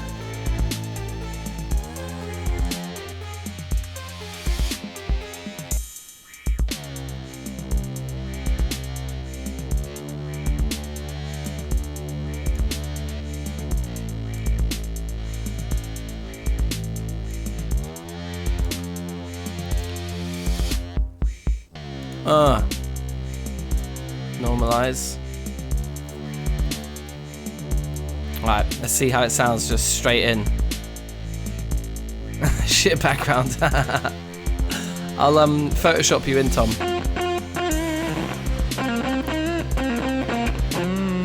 We're slightly out of time already, aren't we? So let's not butcher it. I need to place this properly now. I think my theory is that that's beat 1 there. What do you reckon?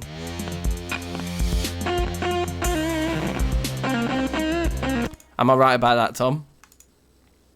That Benna is the first beat.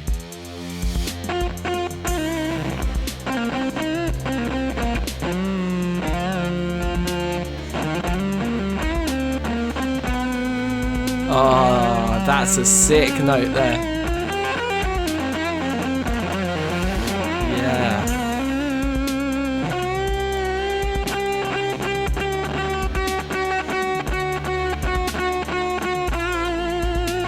Yeah, man.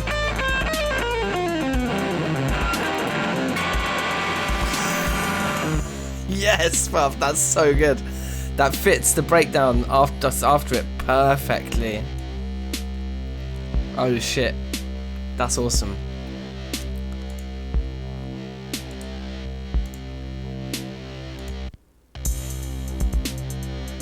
Okay, so now we're going to just do the exact same trick we did before. I'm just going to mute them both quickly.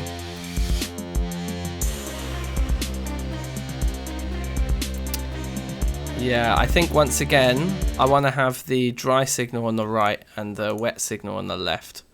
So we'll chuck a big reverb on. First ting is first, like. Large hall.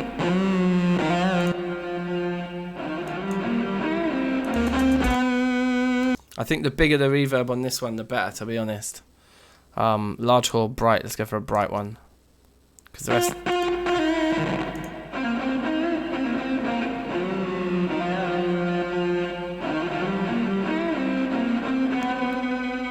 That note there. That's so good, bruv. That's sick. Sounds gnarly, as you might say. So, what I'm thinking then is... to put the same kind of, let's not phase this one, but let's just put the same sort of EQ that we did on the last.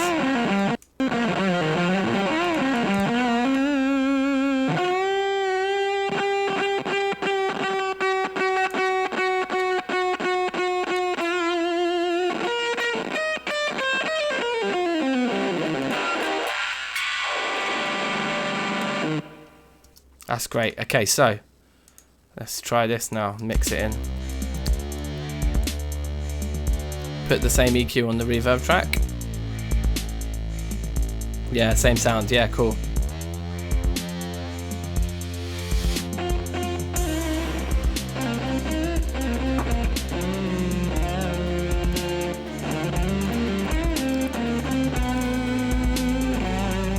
Yeah, bruv, that's sick.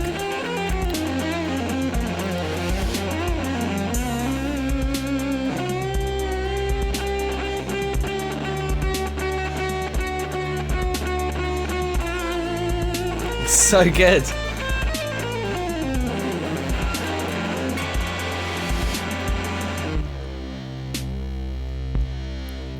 Fucking awesome. Okay, so let's just slice the back end of it here so we don't have any noise afterwards, right? So it's just nice. Let's just solo those two. Yeah, perfect, perfect, perfect. Sounding banging, bruv. Really nice. Let's get this whole track with the solo in situ.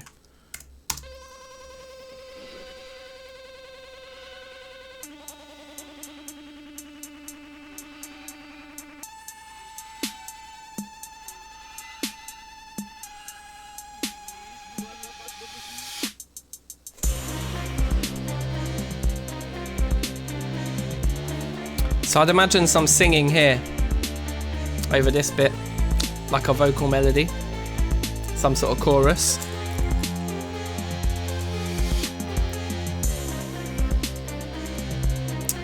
Michael, I'm thinking I might play some Sea of Thieves after this. I think that's going to be the game of choice for tonight, rather than the usual Project Zomboid. I think we're going for some Sea of Thieves for jokes. And then at this point, I'm thinking of bars. I'm thinking this tune has two choruses. We have like a chorus here with singing, then this would be like 2 bars, then guitar solo over the middle chorus where you'd be expecting a chorus to come back, then another verse here, and then finally a chorus. So we'd go, it goes like chorus, verse, solo, verse, chorus. It's a structure.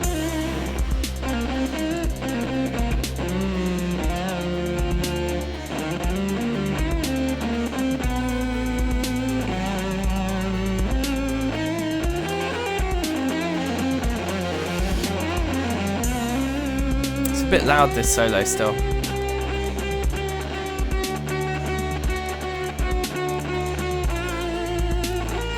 I love the like weird notes you've added in though.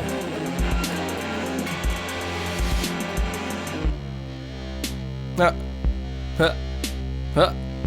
Huh. Huh. Huh. Huh. Huh. I love this, just the drone, because then the next time the bass line changes, it really takes you by surprise here.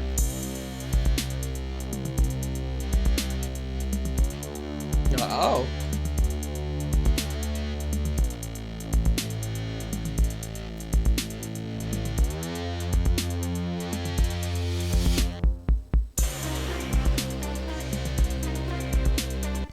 Okay, that's a banger. That's come out nice and spicy. Yes, 99. He's gonna be in the game. So you're gonna be in the game next week, bruv. Have you got everything you need to join in? That'd be sick. Well, look, save Tom. Those solos smashed it out the park, I have to say. So that's banging. Let's get Fruity Loops back up. Boom. Boom. And then I think what we'll do is we'll structure this beat and then we'll call it a night. And I'll keep my ears close to the ground here.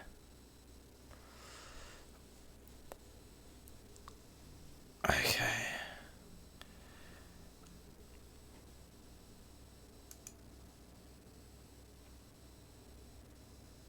'99, that's going to be awesome, bruv. Live. Live-o. So, how are we going to start? How are we going to structure this thing? Freestyle vocal work. I like it. Okay, well, yeah, write some bars, Tom. Write a couple bars here and there. Both done soddily. I'm assuming you meant shoddily. I like the idea of you doing some vocals soddily, though. I think I might specifically request some soddily vocals. So, okay. Tambourines. Boom. So this is basically what it looks like with all of the parts playing all at once. But we don't want to do that. So what we're going to do is we're going to scroll it all in a bit. Let's bring it up to 16. And see if we can't get a nice intro going here.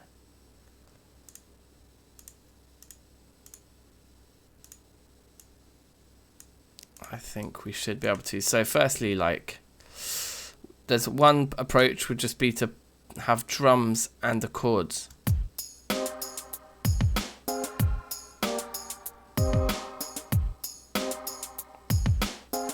I actually quite like that as an intro, just all the drums. You could even bring the drums in staggered like this.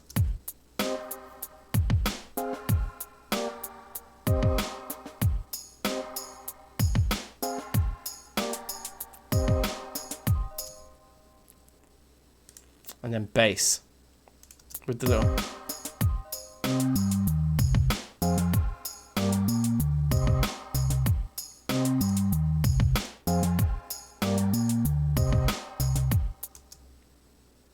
And then break it down to just bass and hats. No, that's not a thing. But we could just do just drums and bass, I think.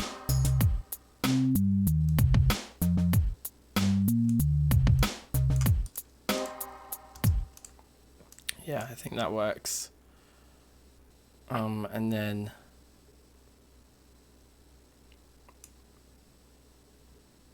also I might get rid of the choir, so we start just with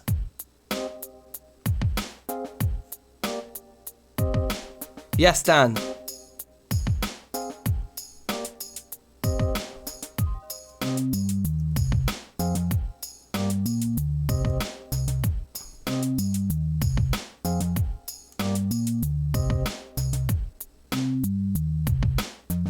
I think I want the biddle-diddle-lim.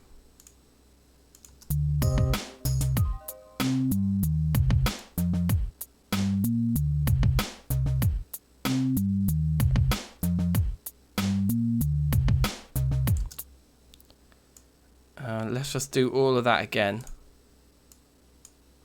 And then finally we bring everything in. 4. And I think you can put some kind of a loop marker here, can't you? I can't remember how you do that actually. But we're going to want tambourines. We're going to want hi-hats. Discord, yes, let's jump on Discord in a minute. James, Nico, Dan, Tom, if you're on it. We can discuss today's output. Pads. Choir. And then where's the melody? Melody. Boom. Okay, sick. And then I swear down, there's like, how do you do the little loop marker? Like you want it, so you can basically make it so it plays the beginning, when it gets to the end, it goes back to this point and just loops from there. But I can't remember how you do that. Rinse Nico for 40 minutes. Yeah, sick. Yeah, Dan, James, send me your beats. Nico, send me an updated one if you want. And we'll meet on Discord in 7 minutes at 10 o'clock. Listen to all the tunes, discuss. Cool. Tings.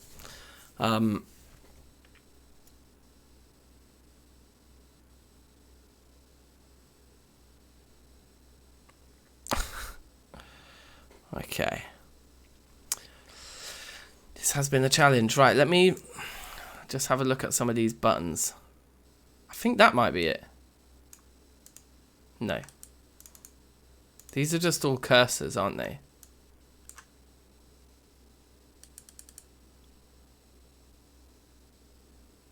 Do you drag it in from somewhere?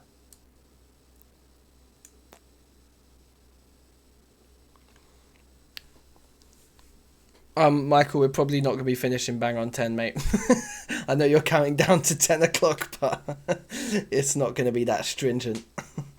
I would imagine we'll start playing Sea of Chiefs around 10:30, 11, something like that. Because it'd be good to have a little chat with everyone on Discord about today's music making, I think. I think that would be nice. Is it going to be one of these checkboxes? Is it that? Scroll to reach time markers.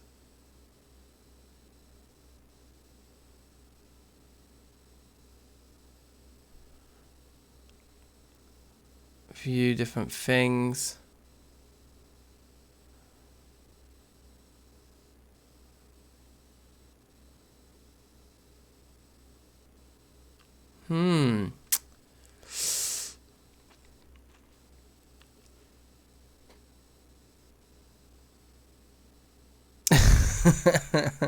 I like that you hold me to it, Michael. That's good. I need Nico's help. Nico, Fruity Loops expert, are you out there?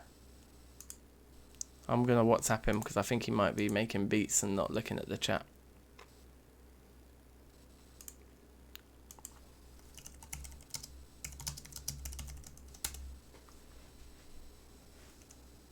Let's listen to the structure I've made here anyway and see if we like how it builds.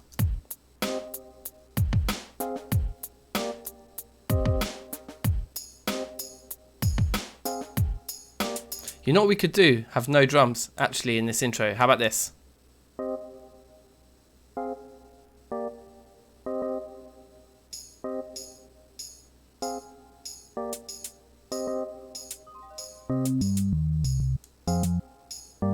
I like this without drums, yes. And then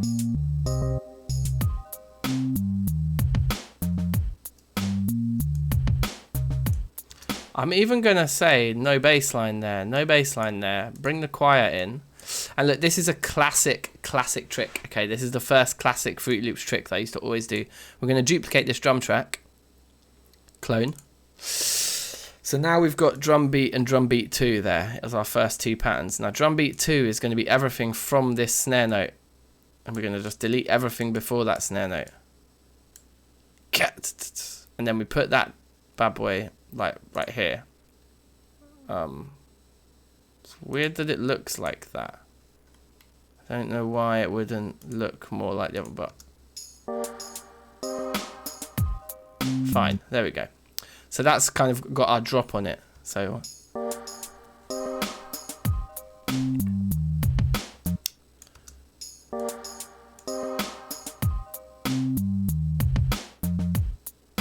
okay, from the top, I think this is nice. And it's going to be really ambiguous where the first beat of the bar is, starting with that pad part. We can kind of hear it already, but to a new listener.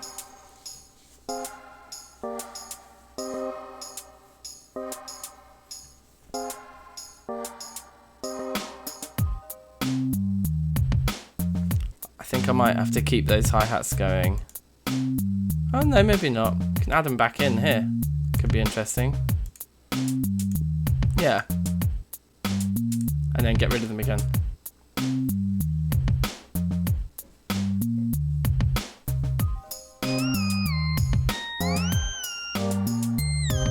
This is too loud.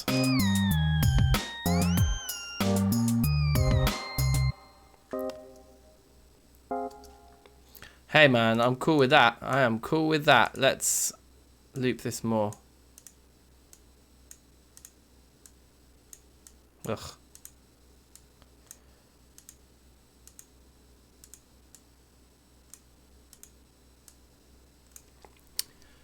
And then, yeah, I think that's fine.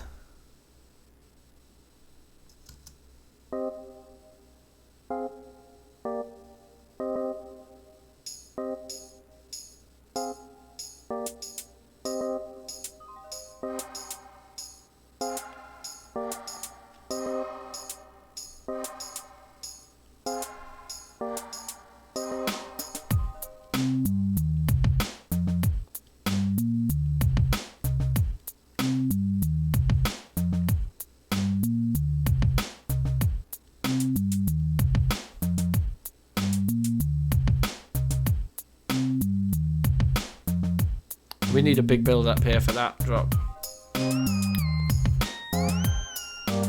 So what we could do then is, here's another trick then. If we take our original drum beat and we duplicate it again, now the third version of it can have everything except for the last snare note and those beats.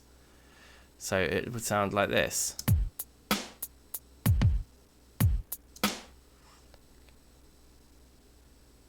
In fact, I'm going to get rid of the whole second half of it. So it's just like that. And then this third one we'd put in places where we want the drums to cut out, like here.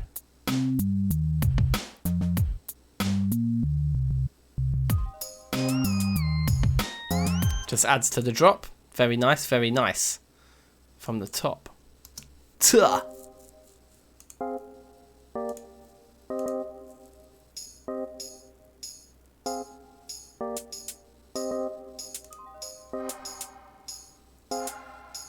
1 second left.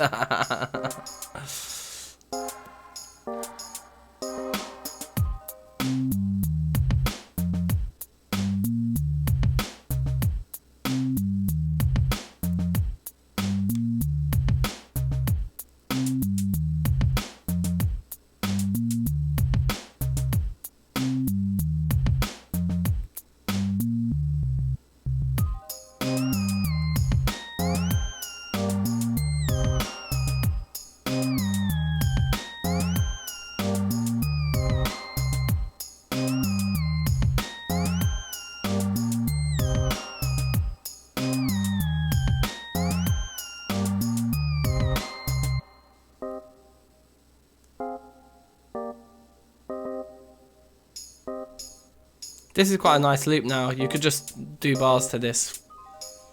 This is like a perfectly fine freestyle beat.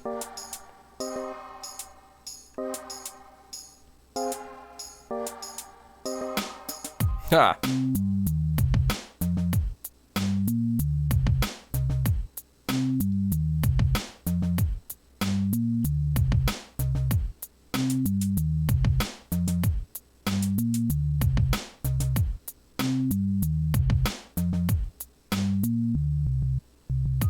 I'm actually going to get rid of that hi-hat note there too, so it just ends on the snare.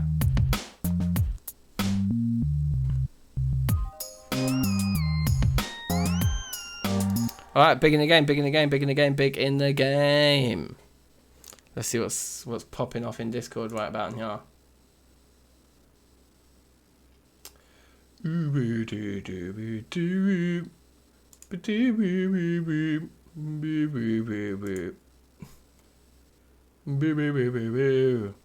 I've just seen a message actually on Discord from Rubik. So if you need a singer, then I'll sing something for you. Give me a beat and whatnot. A few examples. Do a bit of rapping, but I'm shy compared to the whole singing thing. Oh yeah, Rubik is Louie Lou. Oh, bro, he was in the stream earlier, innit? If you're still watching Louie Lou, I'm definitely up for that. Yes, there you are. You're still here. Okay, sick. Bruv, definitely do that. Definitely, like, do you want to vocal the one... because I was going to write some bars to it. The one that Tom did the solo to earlier, where I was saying the structure is going to be chorus, bars, solo, bars, chorus. If you vocal that one, that would be sick, bruv. I reckon you should bang it out. Okay, right. I need to invite Botchby to Dankin Friends. There you go. You got your new invite, bruv. So you can come into that. I'm chucking myself into the... Thursday music making people chat in the Dankin Friends Discord. So Nico, Tom, Dan, James, get involved. Still. Let me invite James to Dankin Friends in case you ain't in there already. That's calm. Sick. So yeah, when you lot are ready, just jump in, and in the meantime, let's vibe.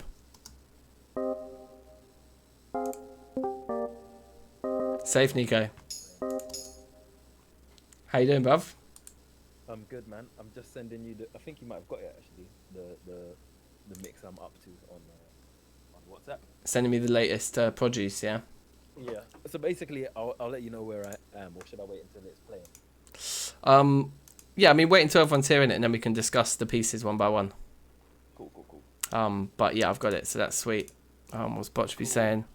Okay, yeah, Botchby sent me his. He says, I was not a fan of Fruity Loops. Need to start from scratch to know how things work. Yeah. I can't lie, I felt a lot like that in Pro Tools. It was an interesting challenge today. Yeah. The first hour was where it was slacking, but I'll wait till the man them will pop in. Cool, yeah. Finberg sent me his track as well, so I'm just getting that up in Gmail. Yes, got that. Boom. Oh my god. Just looking at my emails right now, you know what I think I've got? What? Confirmation that the cider I ordered is been dispatched. APC overnight. Wait, does this mean it's gonna be here tomorrow? Ooh. This was sent 3 hours ago. Okay, anyway, this is probably unrelated to Music Making Club, so I can maybe look at when my cider's going to arrive at another time. Yeah. I've muted the stream at the moment just because last time it just gets stressful. Yeah. 2 audios. I'm not sure who's saying what to me at what time.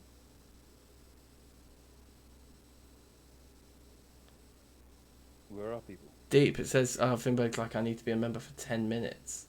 That's peak. Can't I just, like... Oh, yeah, I know what I need to do. I need to make people into, what do you call it? Prods. There you go. Dan's a prod. There you go. You're in. How you doing, bruv? Oh, right. Yes, I'm in. And then if I make James into a prod as well, Shout out, man, like Inoa. then now, James, you should be able to jump into the Thursday Music Making People chat as well. Tom, if you're still kicking about, you're more than welcome. That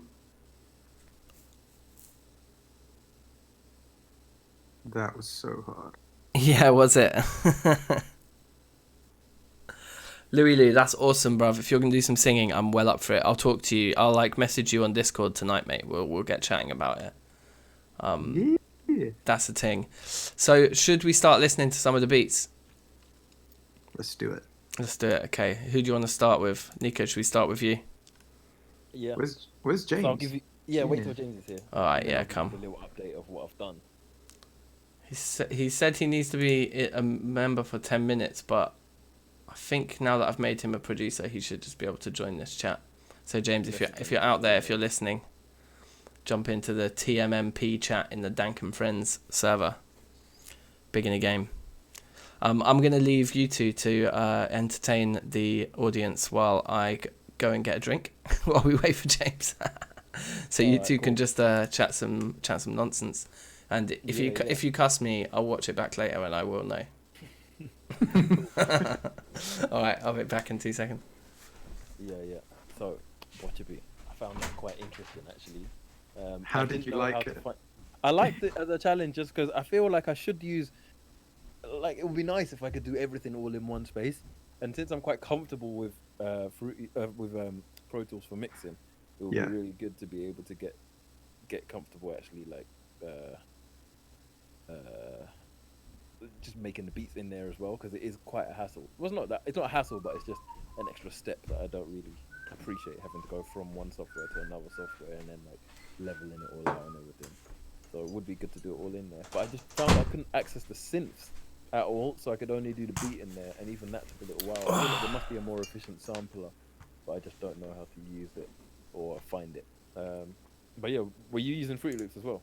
I was. So I think the first thing I had to try and figure out was I needed to install it. So I downloaded like a trial version of the program. So that was first thing. And then loading it up, and I was like, okay, I remember using this. And loading the sampler, way easier, and sequencing stuff so simple compared to like Logic. Yeah. But then it all started to fall apart, because basically I got onto the playlist, the tracks where you paste in your patterns. Yeah. And then I didn't know how to go back to the sequencer, and I was like, oh shit. So I was kind of using the playlist and trying to continue to write things. And then Did you work out how to do it in the end? Yeah, I worked out how to do it, and I was just like, oh my god, okay, this is so silly. But then I guess I started to try and like find what I wanted to do different from last time was I wanted to try and program in my actual like bass lines and some synths and stuff instead of using samples. So I spent most of the time just trying to figure out how to do that, trying to craft a sound similar to something what I had found sample-wise. But by the end of the challenge, I ended up just throwing on the sample and just letting it groove. And I was just like, one step forward, and I'll take that as a mini win. I'll take it as a mini win, guys. One thing that I've found with Fruity Loops, I find it difficult I actually find it harder when I'm importing samples. Like when you're doing just like a drum sample and it's just like a one hit, it's cool. But when you're trying to make it sync up with like a already established recording, I find that quite difficult in Fruity Loops. So that's why I've never really got into that, which is good. Because you can't, like, unless I'm missing something in Fruit Loops, you can't see the actual waveform of the audio, like, in the arrange window. You've got them, like, locked in these little samplers, so you can trigger them, and you can, like, change the waveforms and see the waveforms in those little sampler windows, but you can't, like, literally just be like, okay, there's that sample, I want to cut that part out of it and drag it over here. You'd have to. You can if you bring it into. So if you go into the playlist, there is a way that you can snip it from a specific point, and then. I mean, I know there's a way to do it, but you can't just like drag and drop like you can in Logic or Pro Tools. Do you know what I mean? I had to join in at that point. Sorry, hang on. Save James. I had to join in. No. Go on. You're like the Fruity Loops master, aren't you? Wow, I learned. Oh, that's a disrespect. That's a disrespect. I'm not letting that slide. You can both be masters. Go on. The track I did today was like you can drag all the samples from that sampler window into the arranging window and then just cut them up like that, which I did today. Oh, really? Oh, you actually can do that. Oh, I see. So it's like for drums, it's easier to do in the sample window, but for like vocals and things like that, it's a bit easier to chop them up in the arrangement view. Yeah. Gotcha. Is that where you've got all the patterns visible? Yeah. Depends, yeah. Oh, yeah. The arrangement, or it's called the playlist, isn't it, I think? The one you can see now is like the playlist, yeah. Yeah, that one there, yeah. I had a really funny thing happen. I tried to save the project, and it said, oh, sorry, can't save the project file. And Is that because you're on a trial? I mean, that's a bit harsh, even on a trial software. Yeah. I have a full version which is totally legal and and available for. I don't believe that for a friends second. Borrow. Halfway through that sentence, remembered this was going on YouTube. I don't think that anybody has ever owned a paid for purchased version of Fruity Loops. I don't think they exist. There's probably like 6 PCs in a uni somewhere in America that pay for it. Yeah. I totally understand. When I was looking at the pricing, I was like, holy shit! Like, Logic is $150, and and Fruity Loops is $800 for like the full version. What? I did not know And I'm that. like, they need to make their money back. All these pirated copies flying around for Yeah. decades. Yeah. Yeah, Fruity Loops has sold like 6 copies, and that's like run the company from the start. Yeah. Wow. And you can see all of their actual paid users because they feature them all on their like on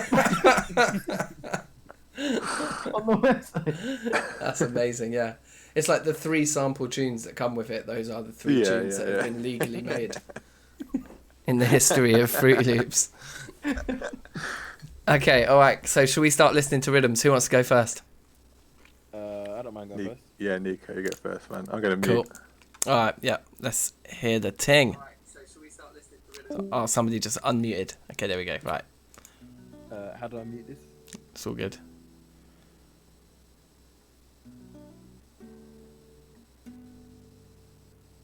Nice.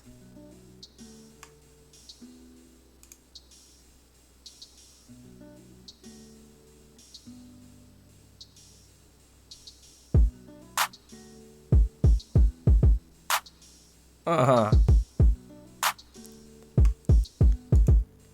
The guitar's so nice.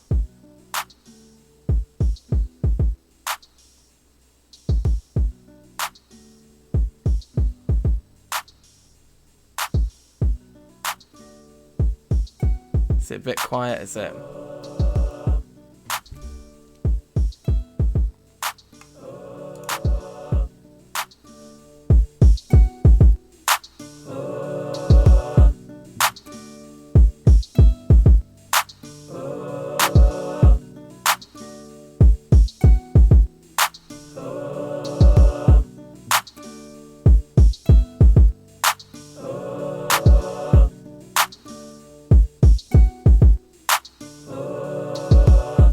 Really nice, Nico. Damn. Ooh,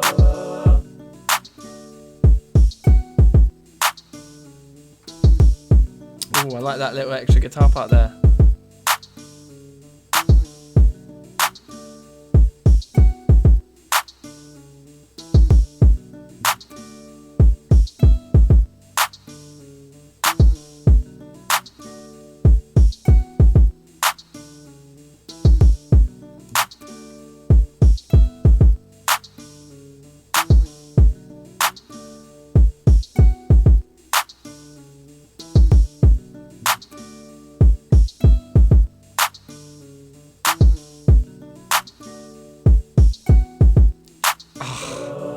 I thought we were going to get all the claps in then, but it was just a tease.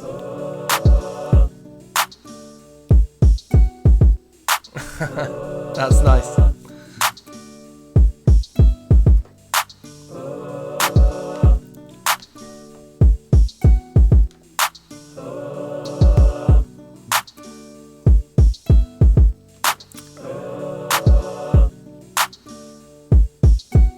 Fade out the ting now. Alright.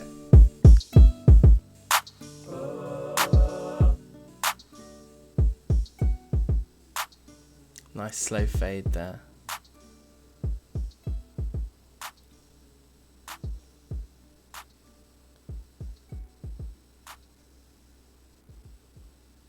Yeah, cool, man. Like, wow.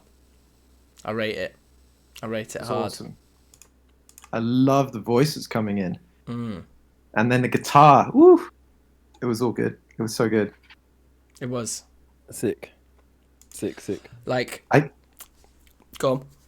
Oh, I was just going to say, I feel like I noticed a difference in the, like, I guess the simplicity of your drum arrangement versus kind of you filling everything else with more like a the vocals and the acoustic guitar and stuff.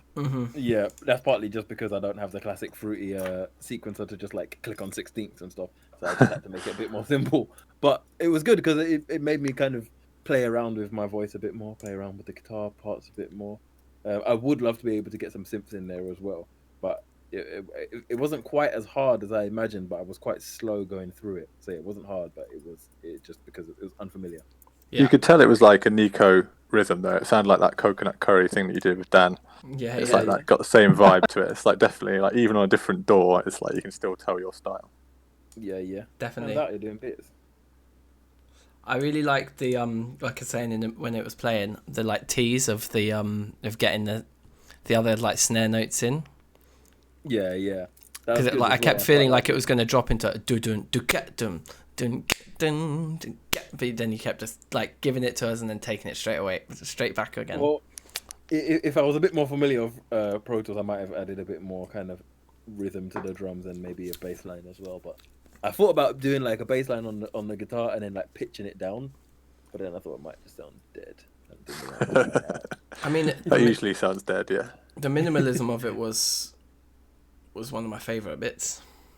Yeah, Like with the like Dan was saying, the simplicity of the drums, and then when you added in, then the next guitar part comes in the. Oh yeah, that's just octaves on the Spanish guitar as well.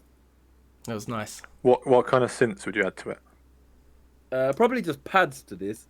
Like, Yeah, I don't yeah. think I'd have like a saw wave or anything. Just kind Yeah. of Yeah. Screaming lead line. Yeah. Just soft pads just in the background. I might quite like to add like a staccato strings. Just like, boom, boom. Some plucks maybe. Yeah, something like that. Ding ding ding. Little arpeggios here and there. Yeah. So what did you find the biggest kind of difference from switching away from fruity? Interesting. Yeah, I felt like there was more freedom in terms of, because in fruity what I'll do is I'll make a pattern and then I'll just like loop it and then I'll just clone that pattern and then make variations like for every 4th bar, 2nd bar, 8th bar, those kind of things. With this, it was kind of, you get more flexibility, but just because of the time that we had, I didn't get to use it as much. But it definitely would be easier to kind of create more creative drum beats and less repetitive drum beats, I think, in Pro Tools. But with the synths, I found I just couldn't find any synths that worked. So I don't know, Daniel, what synths do you use? Nah, I mean on Logic at the moment, I mean it's all just samples and stuff. So you're using some, and James, are you using synths? Yeah, I'm not big. But you're I'm in not Fruity big Loops. Yeah, I'm not a big synth man, but yeah, massive maybe occasionally for synths. Okay. Or the oscillator in Fruity, the oscillator that Dan, I've used it today. That one that Dan used, I used as like a sub bass. Okay. nice. There's a good one in Pro Tools I always use called Vacuum, which is kind of like massive, I think. And then there's a sampler called Expand that has loads of stuff. I couldn't find Expand, but then because of all my Waves plugins, there was just like hundreds of plugins in there, and I didn't know which ones were synths and which ones were not. So I was just like, it's gonna take far too long to search through all of this. So I'm just like, draw for the guitar, good old reliable guitar. Yeah. No, it was good. It was big, man. I think Yeah, man, nice. what you're saying about the drums was interesting, because I find that with Fruity Loops that like, because everything's locked away in patterns, I find myself being more repetitive. Whereas then with Pro Tools, it kind of takes you longer to set up your structure because you don't have the ease of dropping patterns in. But once you've gone through the painstaking process of manually copying and pasting, say 4 bars of drums, then when you're listening to your structure, you can just be like, okay, that kick note there, I'm just going to move that one. And like, oh, right here, I just want to add a fill, so I'm just going to add that fill. But again, I'm probably just misusing Fruity Loops. Yeah, I think you can like split by channel, can't you, in Fruity, and then so it all comes out separately. So I clone it Right. when I'm in Fruity. I clone each pattern and then just make variations. But then you've just got like huge numbers of patterns just for the drums. That's it. That's what I was doing. Yeah. Yeah, I was doing. I think, but I think you can split it and then. Yeah, there's a different way of doing it, but yeah. So I do that to export. So because I mix in Pro Tools, I send each individual instrument. So for example, a kick drum, snare drum, hi-hat, each one goes to its own mixer channel, and then you can export as separate mixer tracks. So then I've got like, I don't know, 10, 15 different tracks that I just import into Pro Tools and then mix them. No, I really like that workflow. But it's just, I mean, all these softwares do all the same things. It's just like, it's about workflow, isn't it? It's about like the method that you know best. That's like quickest underneath your fingers or whatever. But yeah, I think Fruity's good for. tune. I think Fruity is good for like whacking out for this challenge, for example. Like, you know, Yeah. 2-hour thing. Like Fruity's perfect, or as other doors, or like if you're doing it with analog gear, it would take you fucking forever. True. Yeah, for sure. Yes, Stas. New face around here. Stas Effective. Welcome. Man, that's that. Welcome to the madness. Welcome to the Thursday music making people extravaganza extraordinaire. etc. Can you make the beats? Can you make a beat? He can. Let's wait and see. All in good time. All in good time. All right. So who's next? Finbag? Yeah, go on in. Okay. Yeah. So what have you called this one? Sound Boy. It's an effective name. I like it. Let's get this on the DL. Okay, here we go. Ambient start. It's nice.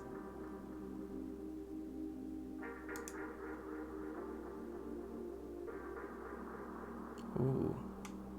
Oh snap! I'm not even listening to it. Right, let me go back a few seconds.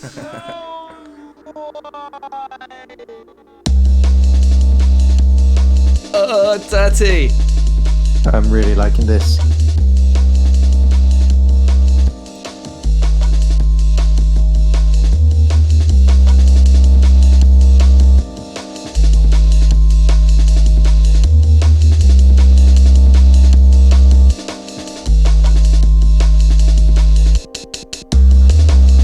Yeah.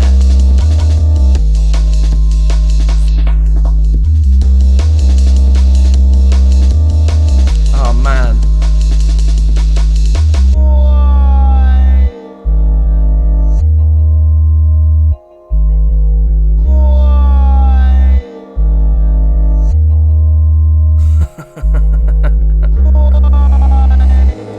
That little chop is so sick.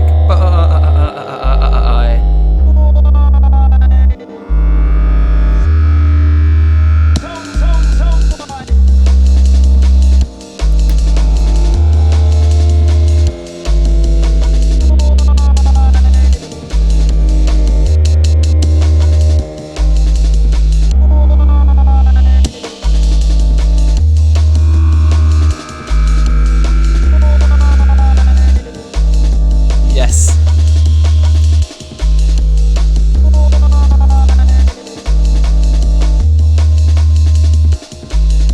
I do believe we're listening to a classic bit of the Amen break here as well, which I can't get enough of.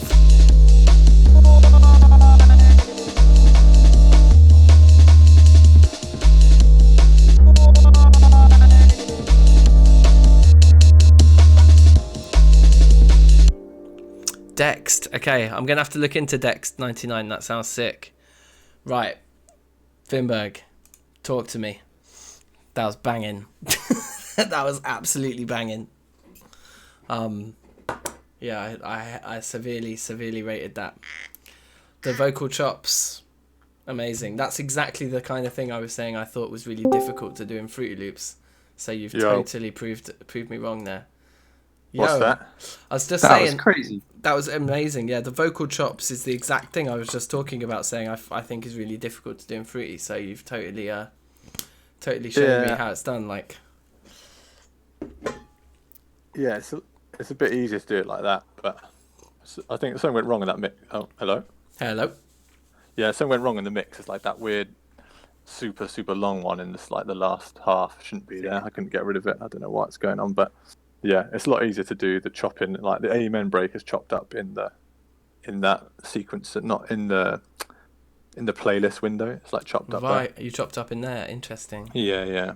I threw it into like Slice X or Fruity Slicer, and then sort of like took the slices into the arrangement window. Sweet. I mean, yeah, like it was sick. Like the way that you messed with the Amen break. I like the repeated snare. The get. Yeah, a bit of classic Amen, man. Yeah. Yeah. Amazing. Loving it.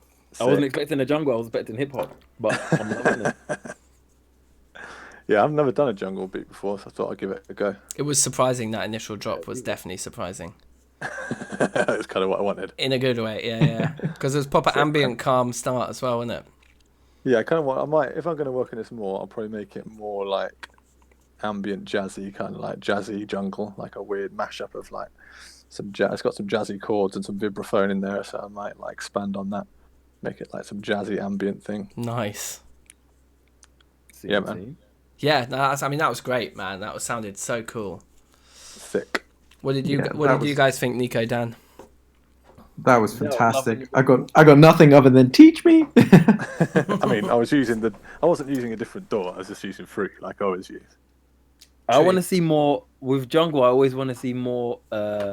Like I want the drums to be the focus, and then the bass lines to be like, what's the word? Because your bass line was continuous, so I want it to be like more, like and then bouncy. space, so you can hear the like, the drums in between it. Does that make All sense? right, yeah, Does see that what make you any mean. sense?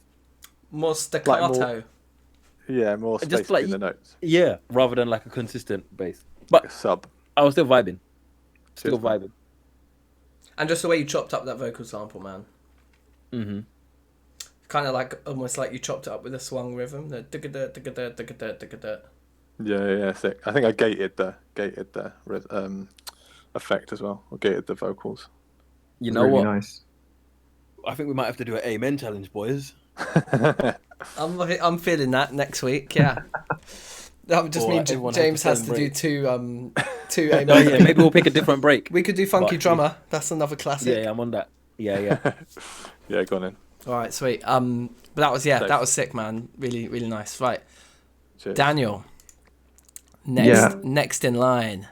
I'm just gonna, preposition all of this by just saying I tried my best to start learning some more synths and trying to write my own little lines there, but I ended up just resorting back to a sample. So, not my proudest work. That's cool, man. That's cool. I can see we've got 16 experiment. seconds.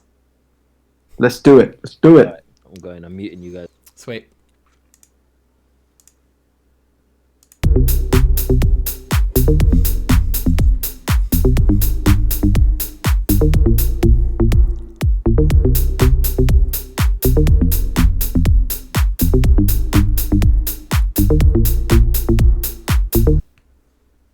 Nice. Just pure house.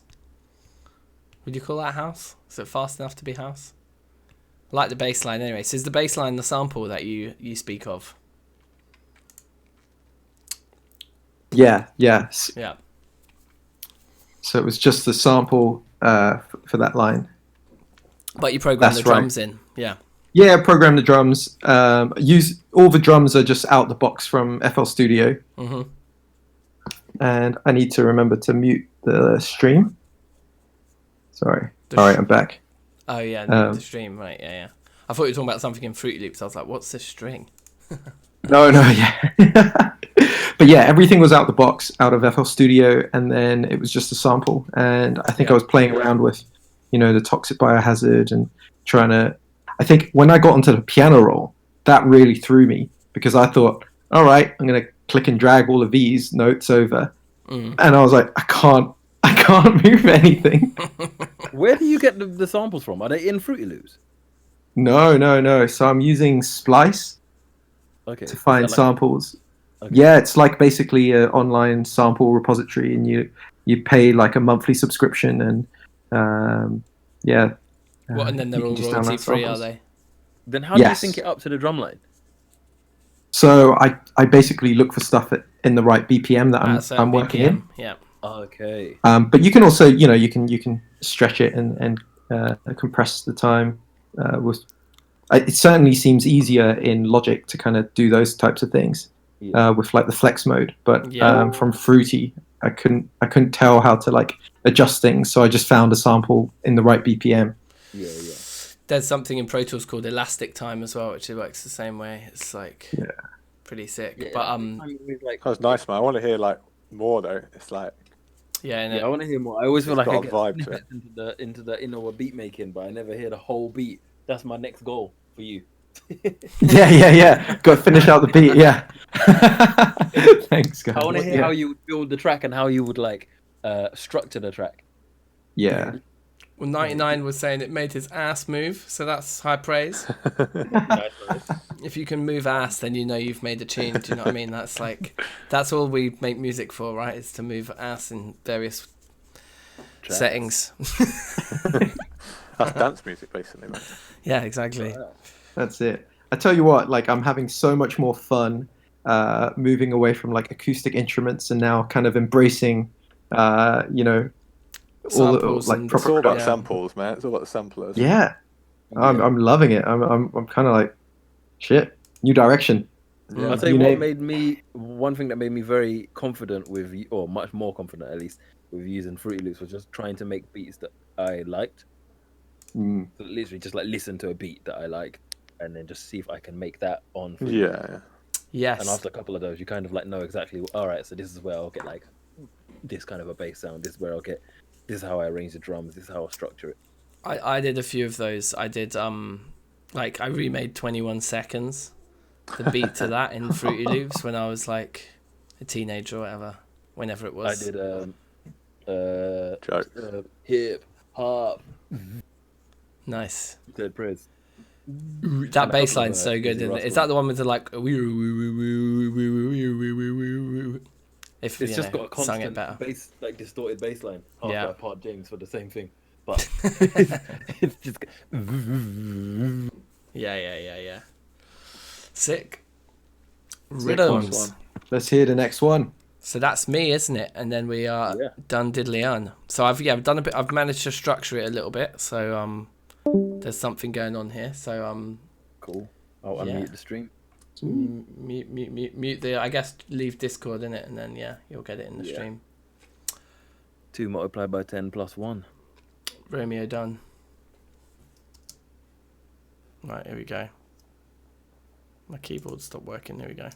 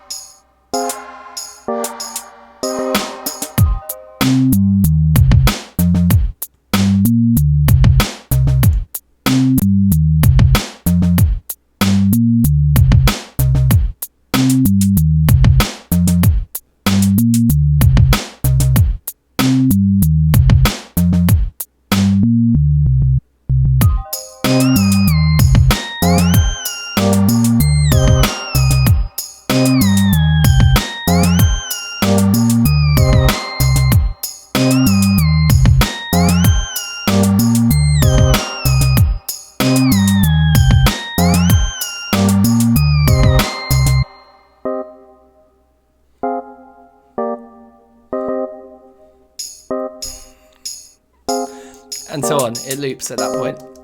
You get the gist. So that's where we're at. That's the West Coast vibes that I was going for. Sick. Mm-hmm. Oh, I love that. Safe. So developed. Like you've got the whole track there. That's what I love about it most. You could definitely call it verse chorus. So you could loop that 3 times and that would just be a tune, I guess. But I don't know, like there's still parts of it where I'm like it needs fleshing out. Like what I would want to do with it now is take it into Pro Tools so that you could have all your kicks on one Pro Tools track, all your snares on the other, and start to then like vary the different sections a bit more. Put some sweeps in, put some reverse cymbals. I've got to have my reverse cymbals. Yeah, I need Is to that, use it more is that a reverse. Dan? Is that a Dan special? Yeah, I put reverse cymbals on every single track. Like, there's always a moment where I'm like, this little section here, it just needs something to build up to it. And Or like then- a reverse snare as well. You do that a lot, don't you? Yeah, exactly, those kinds of sounds. Yeah. Stefano said tell you that what he I was love. imagining a very tiny alien singer. So that Okay. I quite like the image of. Yeah, it's very rat-a-tat, man. I like it. Oh, nice. Speaking of alien singers, UFO video from the Pentagon, which was already released, but now they confirmed it was real. Just putting that out there. I don't know. Hang on, what? I haven't heard this story, Nico, but all I'm certain of is that there wasn't a genuine UFO sighting. That is the part that is absolutely certain. So this is going to be a little interruption from Little the music tangent, making but yeah, process. go on. I'm up for it. So yeah, the Pentagon released some footage that was taken by some Navy planes, and they are UFOs, not aliens, but they are unidentified, and they're flying in a way that we just don't know anything on Earth or of Earth that can fly. Nico, in have you manner. stopped taking your medication again? No, I'm gonna send the link. Yeah, I'm gonna send the link. It's an actual thing, like real things. So the video had been out for a few years, and weirdly enough, and this just makes it sound even more mental. It was released by the Blink 182's Tom DeLonge, and this is like no, wait, let me finish. So it was released about 10 years ago, and nobody thought it was real. Mate, But the listen Pentagon to yourself, confirmed that bruv. it was real. I know it sounds mental. I'm gonna send you like actual confirmed like news sources. But yeah, the Pentagon confirmed it was real. So like, it's the first time Yeah, they've ever but confirmed that a I UFO don't was real. believe anything they Did say. they get the date of April the 1st wrong due to the coronavirus? No, Everything's been pushed back a month. So, Nico, where did you hear about this? Because I've not seen any news that there's been genuine UFO sightings. I've not seen this in the news, so I'm assuming that it's not. Literally, Google UFO Pentagon. The first 3 links are The Guardian, the BBC, and CNN. Those are like certified. I can news tell you sources. right now, I'm watching the video, and it's a fly that must be dead and smudged on the glass of the guy's air. No, because it's moving in. It's moving paste in. the link, It's man, moving paste in the link. different directions, and they can measure the speeds. I'm gonna post a link to the Discord chat. I know this is completely unrelated to music, but it's going in there. Stefano says, "Are UFOs allowed to go around during lockdown?" Though. I feel like the UFOs probably sprinkled the coronavirus on us, but I don't want to get into conspiracy things. Okay. Alright, if Joe Rogan's got the Navy pilot on his podcast, it's gonna be worth a little watch. Yeah. So the video's been floating around for a few years, but everyone was like, no, that's fake. No way is that real. And the Pentagon just confirmed it was real and released the videos officially. But real, like, to what extent? This is proof of nothing. Like, It's proof that it's unidentified. Yeah. So it's Yeah, right. Yeah, it's proof that we don't know what it is, which means it's Yeah. probably almost certainly. But even the fact that we don't know what it is, like, they know that it's traveling at a certain speed and in a certain direction. That it's not like a fly on the camera, as Daniel suggested. So, and they don't know anything from Earth, like a being or play. What do you call it? Animal or machine that could fly in that way, and that's why it's interesting. This is the most mad thing ever. I mean, look, I'm willing to accept that the Pentagon don't know what it is. that doesn't really prove anything beyond that, I suppose. All I hear is haters. Look, I would love for them to discover aliens, but a video that's been around for years, I doubt that's it. That's my. I think everyone's going a bit stir crazy in this lockdown time. Yeah. And I think the government have been like, you know what, let's give them something to, wet their lips over for a bit. That's it. Yeah, it's all a ploy. All right, cool. So I think What did you find the most, like, back to the challenge, what did you Yes. find the most difficult thing, or like the most challenging thing, kind of switching software? Going into Fruit Loops, well, I mean, I suppose for me it's a little bit of a cheat because I have used Fruit Loops quite a lot anyway, but Yeah. I'm definitely not as comfortable as with Pro Tools. But I think the thing I struggle with is feeling like I have less options. I guess like when we make music in Fruity Loops, I feel like it always comes out in a certain style, and in Pro Tools I feel more like it could end up going in any direction. There are certain like qualities of music that I make in Fruity Loops that just seem to be consistent because of the workflow that I have. I'm trying to think of what I mean. I mean, like, so for example, the number of sounds in X-Band, there's just more realistic instrument emulation. Whereas in Fruity Loops, I don't know where to find, say, like a really realistic harp sound, for example. Someone in the comments was asking about a harp. if we could get a harp in there, and I just couldn't find the sound, so we just didn't have a harp. I did used to have it was a separate plugin called Edirol Orchestra that had quite good sounds as well. And there's a couple like other plugins you need to use. Edirol of the company that made my monitor speakers. Seen. Well, yeah, they have good plugins. But yeah, there's a couple other plugins that you could install. But yeah, it doesn't come default with Fruity Loops. One thing I will say though is I think Fruity Loops does have a tendency to limit what I'm doing creatively. But what I do, because I use both softwares generally while I'm producing Fruity Loops and Pro Tools, I'll just change which stage I move it into Pro Tools. Yeah. If I want to use more live instrumentation, then I'll just get the beat down of Fruity Loops and do what I want to do with the beat, and then put it into Pro Tools anyway, and then just record the guitar in there. Yeah. Or like a bass or whatever. Yeah. I mean, Fruity Loops is really fast. Like, you can get the first like sketches of an idea down faster in Fruity Loops than in Pro Tools for sure. Trust. That's sick. Yeah, I definitely found the whole sequencing like were really, really quick, and I think I remember using Fruity like a decade ago, and I made a cover of 9 Inch Nails, and all I did was do all the drum sequencing in Fruity, and then exported that straight into Pro Tools, and that was like such a fast workflow. Yeah. And also because Pro Tools definitely at the time had like zero like good MIDI capability. Sure. Yeah. Yeah, I couldn't get Pro Tools MIDI at all. Like, I need to just do some research on that. And like, I realized after watching a 15-minute tutorial that like my time was gonna go rinsed if I start like looking for more stuff. Yeah. Sorry, I should have shouted out as well. It was specifically Bike Danny of Team Louie Lou who requested the harp. I'm getting called out. Also, Michael, like, I don't think I'm even going to play Project Zomboid, bruv. I was saying I was probably going to play Sea of Thieves after this, and I think I did say probably it's more closer to 11, so allow me. So what are we saying now? Well, we've listened to the rhythms. I think this kind of concludes Software Swap. Yep. All right.